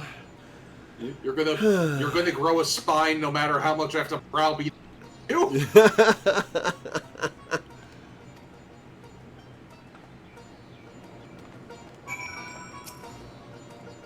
Zogar does not suffer opposition lightly. No, not in the least. If we cross him, he will crush us. We are doomed. Cursed, damned, doomed. Oh, adventurer, do not leave us. No, you must not go. The Rogadan woman frightens me even more than Zogar. Horrifies, terrifies, frightens. But we have no choice. No, we have none. You will protect us from Zogar's bullying, yes? Yes, you will? Yeah, sure. Eagerly, emphatically, wholeheartedly. Oh, adventurer, you are too kind. Gracious, generous, kind. Yes, kind, and possessing the strength of 100 kobolds. Yes, I'm glad you noticed. Yes, 100 kobolds. You do not need Gigu's help. No, you do not. Good luck fighting Zogar, adventurer. I await word of your triumph, your victory, your success. Alright, you're making me regret this already, Gigu. Does this kobold realize how much people would pay to have a Rogadan Dami Mommy? He gets one for free. You have achieved neutral reputation with the 789th Order. Double travel quest. Name? The achievement. Fortune favors the kobold. Cute.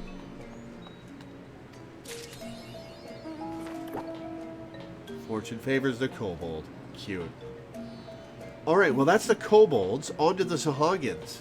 And we've been going for 3.5 hours, so the Sahagins will probably be the end for today, because I don't want to spend an extra 2 hours on the Moogle quests.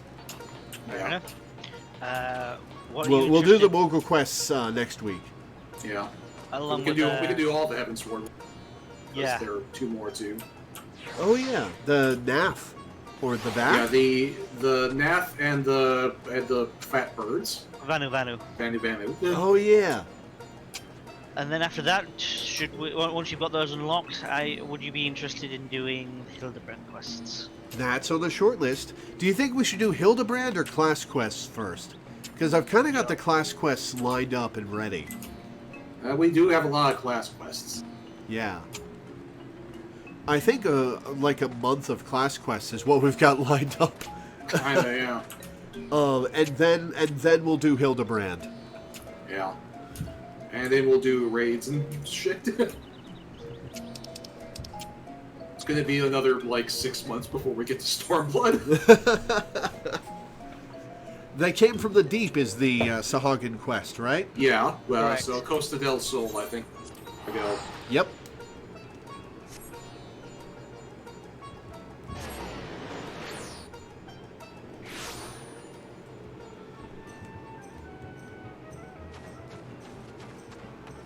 Wait, how many Alliance raids are there for me to do? 3. It's just like Crystal Tower, where it's a set of 3. Yeah, each of them is going to take an hour. Oh, we'll just dedicate a stream to that then. Yeah, it's like the Alliance raid will be a stream.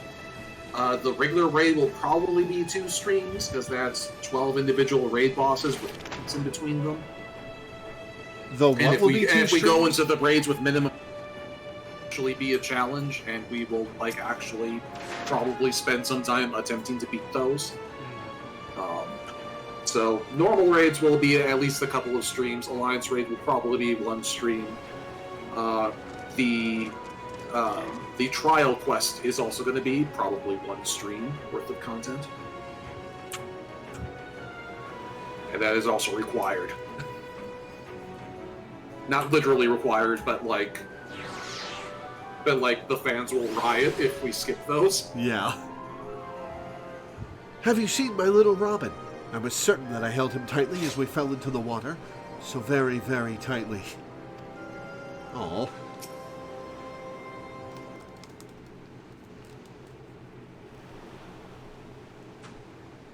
You're the one Commander Riki said to expect, then. I'm Wilfall, a private in the Commander's foreign levy.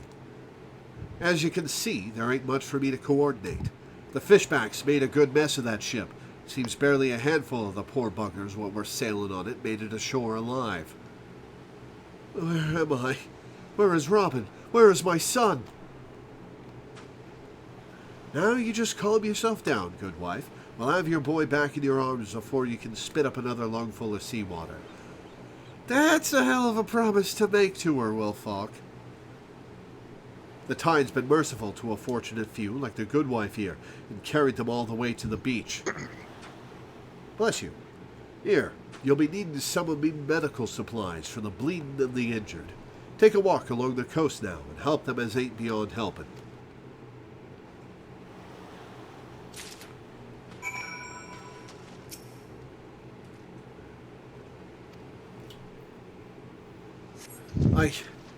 I made it.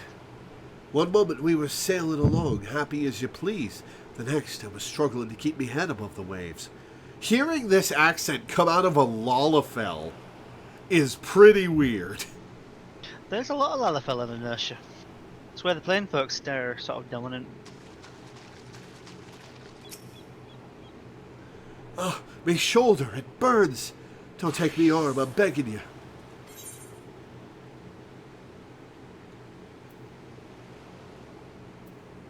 Why can I offer this guy my mulled wine and wondrous Does he say something if I offer him the wrong thing? I'm going to try... Oh, no, invalid target. Damn.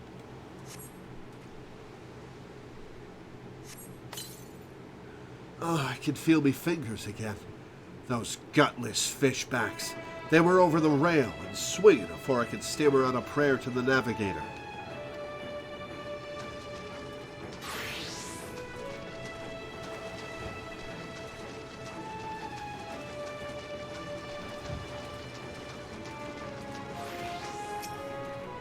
I can barely breathe. Thank you. Thank you. Which of the 7 heavens is this? Bloodshore? Oh. Almost sounds disappointed to be alive. Alright, where's number 4?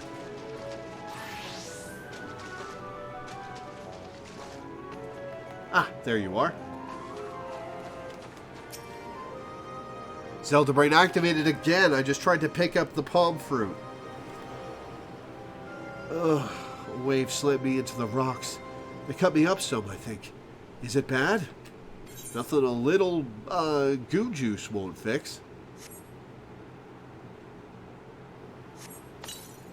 Really should do a specific level 50 dungeon prior to the Heavensward raid stream.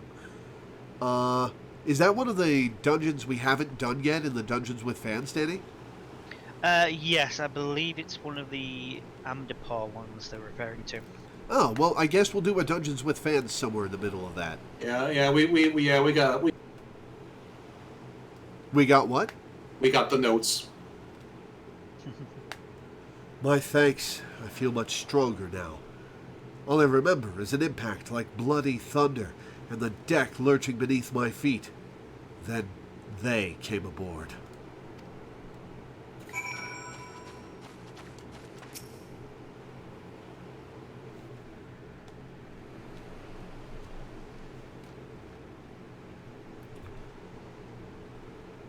You've saved some lives this day, lass. 'Tis a terrible thing what happened, but you take what solace you can in the little victories. Not that any amount of solace will have me forgiving those blasted fishbacks. You expect attacks from the Navy. That's what we signed up for. But sinking a civilian ship with women and children aboard. The Sahagin have ice water for blood, I tell you. No, not my little Robin. Make condolences, good wife. I know how hard this must...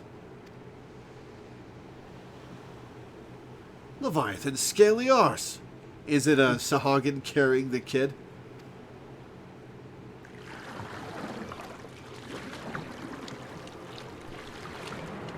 Uh-oh. Oh, he just glitched out of the water.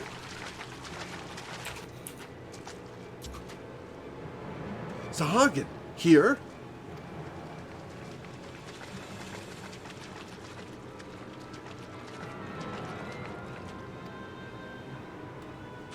What, you didn't get your fill of slaughter out on the straight? If you want to finish the job you started, then you best start with me.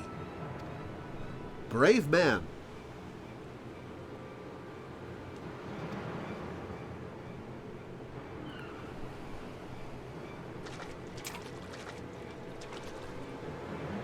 Ah, they did save the kid.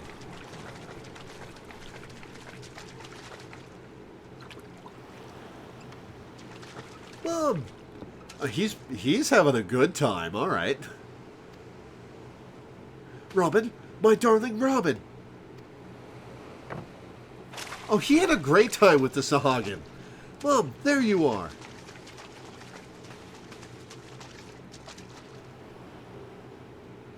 Oh, my dear Robin, you're safe.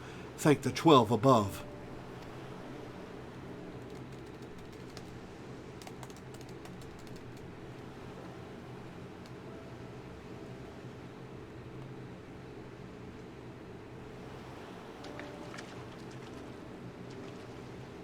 Hey, wait, talk to me.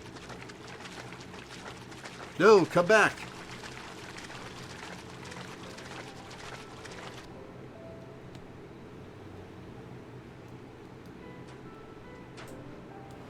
The lad's alive. What manner of fishback trickery is this?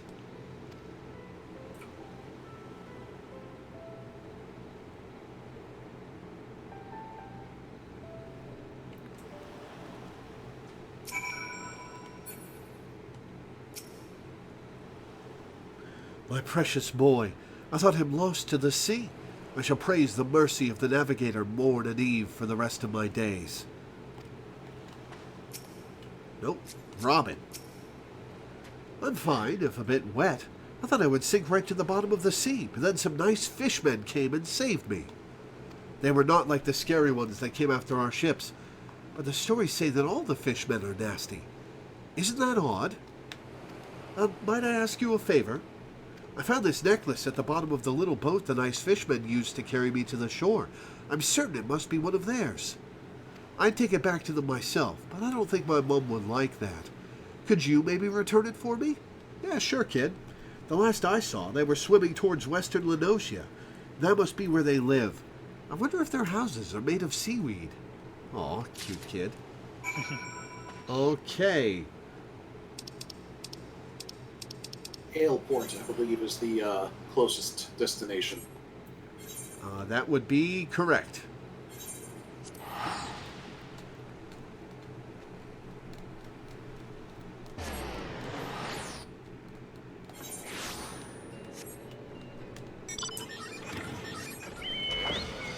Hey, Pixel, nice. As my mount roulette widens, the chances of getting Pixel lower, but it's always fun to see Pixel. Mm-hmm. It'll just make it more special when he appears.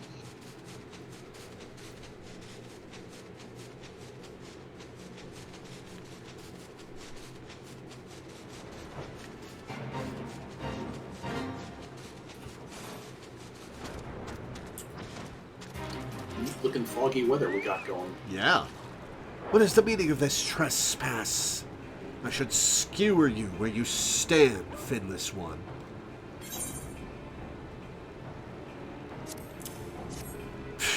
You carry the necklace of Clutchfather Nov. How is it that you possess this cherished treasure? You come at the behest of the child he saved. Such unusual manners for a shore walker. You may pass. Seek out Clutchfather Nov and be sure to keep your tone respectful. He is the elder of our clan. He's going to be real upset that we returned the gift he gave to the kid.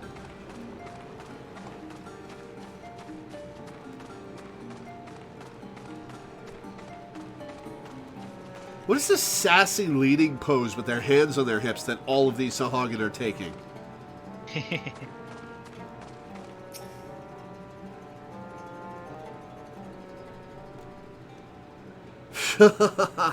Rare it is to see a shore walker in our midst. I am Nov, Clutchfather to this clan of spawnlings. Ah, the finless child bid you return my necklace, did he? No, I had no special reason for saving the boy, only that for the Sahagin, as it is for you shore walkers, offspring are considered the most precious of treasures. All that reside here are bound by ties of blood. All are the children of the Clutchfather. Only slightly less precious to me than my spawn is the trinket you bring. It was a gift, a commendation from our beloved matriarch. I thank you for returning it to me. We have a saying, the favor of one is repaid by the gratitude of the Clutch. I welcome you to our home. Perhaps some modest banquet is in order. I do not know, however, if our spread will agree with your shorewalker's stomach.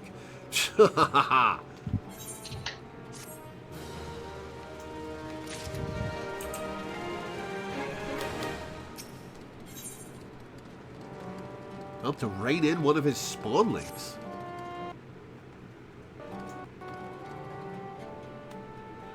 You witnessed the aftermath of the attack in the Strait of Murthor.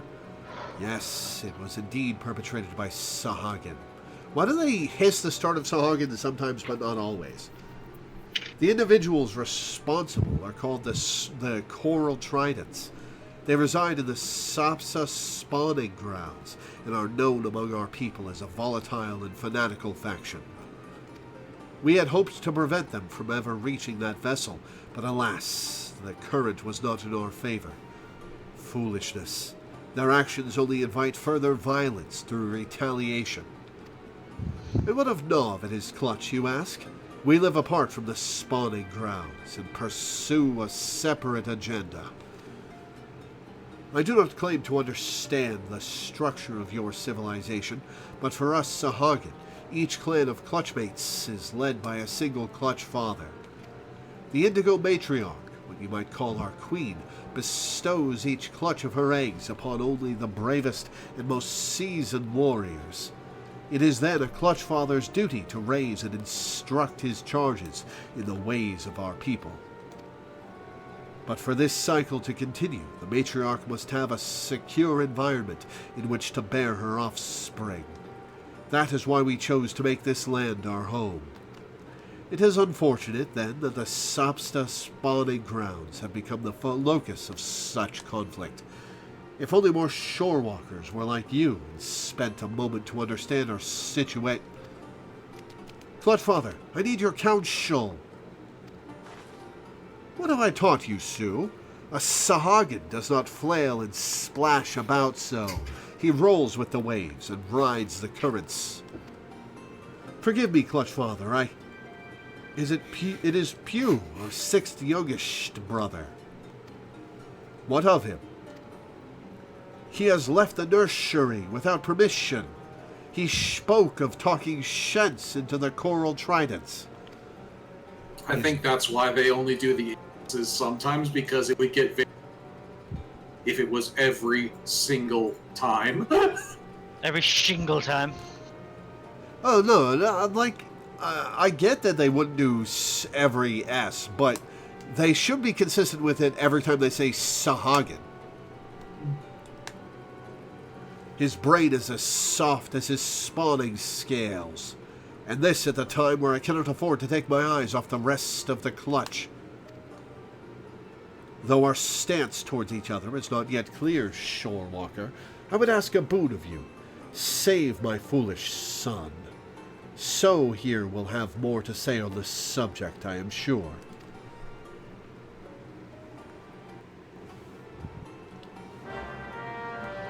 Alright, so where'd you go? There you are. You have no scales, and yet the Clutch Father shames to trust you. I shall do the shame. As you just heard, my brother Pew... It's got a little Sean Connery there for a second.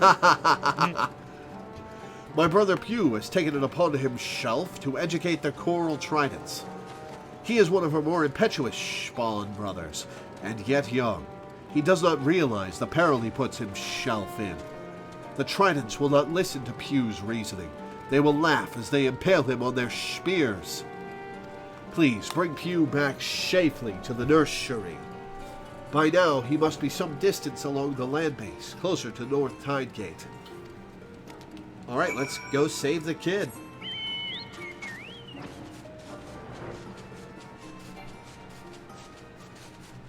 I just saw a Final Fantasy XVI video that was titled Devil May Clive. Cute. Ah, finally a fight. We haven't had one of those all day. This concerns you not, Shorewalker. Away with you, finless one.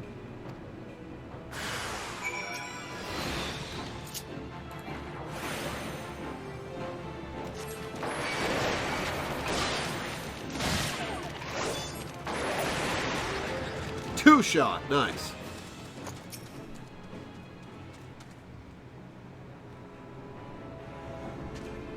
Alright, get up, kid. I forgot if I said this on stream or off stream, but I am genuinely surprised that they didn't just call the moves lunge and Stinger, yeah.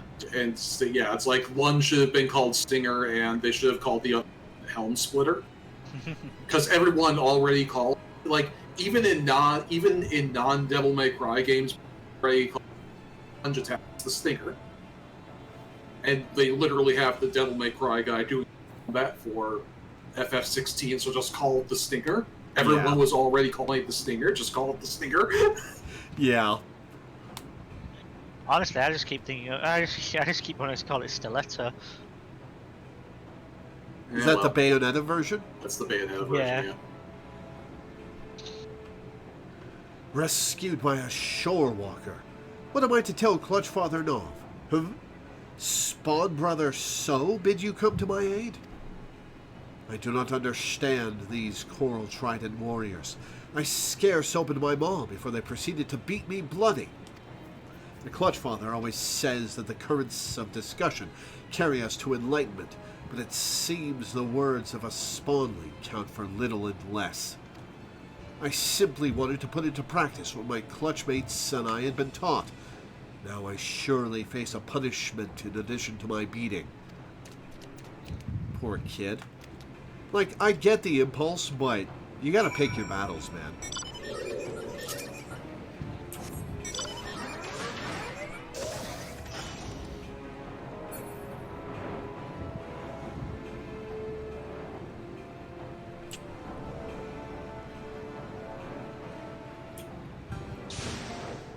Nope, not so. Whoops.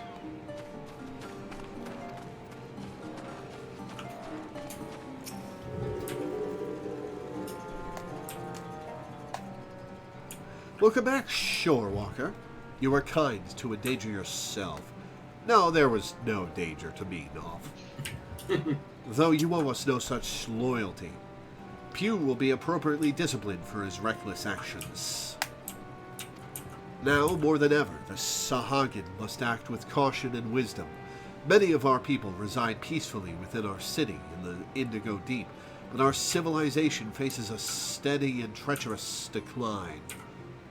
We must venture onto land to secure spawning grounds to lay our eggs and build nurseries to raise our young. It is an essential element of our breeding cycle, an instinct too powerful to ignore. Our traditional spawning grounds were, however, annihilated in the calamity. Thus were we forced to seize this new location the region the Finless ones call Western Lenosia. It is not surprising that the Shorewalkers view our sudden aggressive expansion as not more than an invasion, but this seemingly unprovoked attack on their territory is, in truth, a desperate struggle for survival. Without this land, without a place to rear offspring, the Sahagin race is doomed. We are in no position to wage war against the Shorewalkers. We must attempt a parley and learn to exist side by side. The Coral Tridents, as you have no doubt realized, do not comprehend the merits of a diplomatic approach. They seek only to control the weak of mind, those like their brutal serpent reavers, and slaughter all others who oppose them. Do not mistake me as a traitor to my kind. I hold no love for Finless ones. I shed no salty tears when the great Leviathan is summoned, and the Lord of the world gathers new drowned shorewalkers to his fold. But conflict with your peoples is not the answer to our woes. We must look beyond the present and ensure calmer waters, waters in which the future of our race can thrive. Shorewalker, your arrival is a precious gift. I would have you become the first stone in the bridge I hope to build between our peoples, and the rock which blunts the mindless spears of the Coral Tridents. I pray you, lend us your aid. Go back and forth, parley for us. Be our diplomat. Back and forth across the world, when do we do things? Oh no! Oh no! This is, oh, mockery of him. I swear myself to your noble cause. Shh. Your presence is most welcome, Shorewalker. Your attitude is not. My warriors are eager, but lack the experience to engage such vicious opponents as the Coral Tridents. We will halt the Zealots' advance at the shoreline and begin to repair the damage they have done to our chance at peace. There is much work ahead, but together we can put an end to this meaningless bloodshed.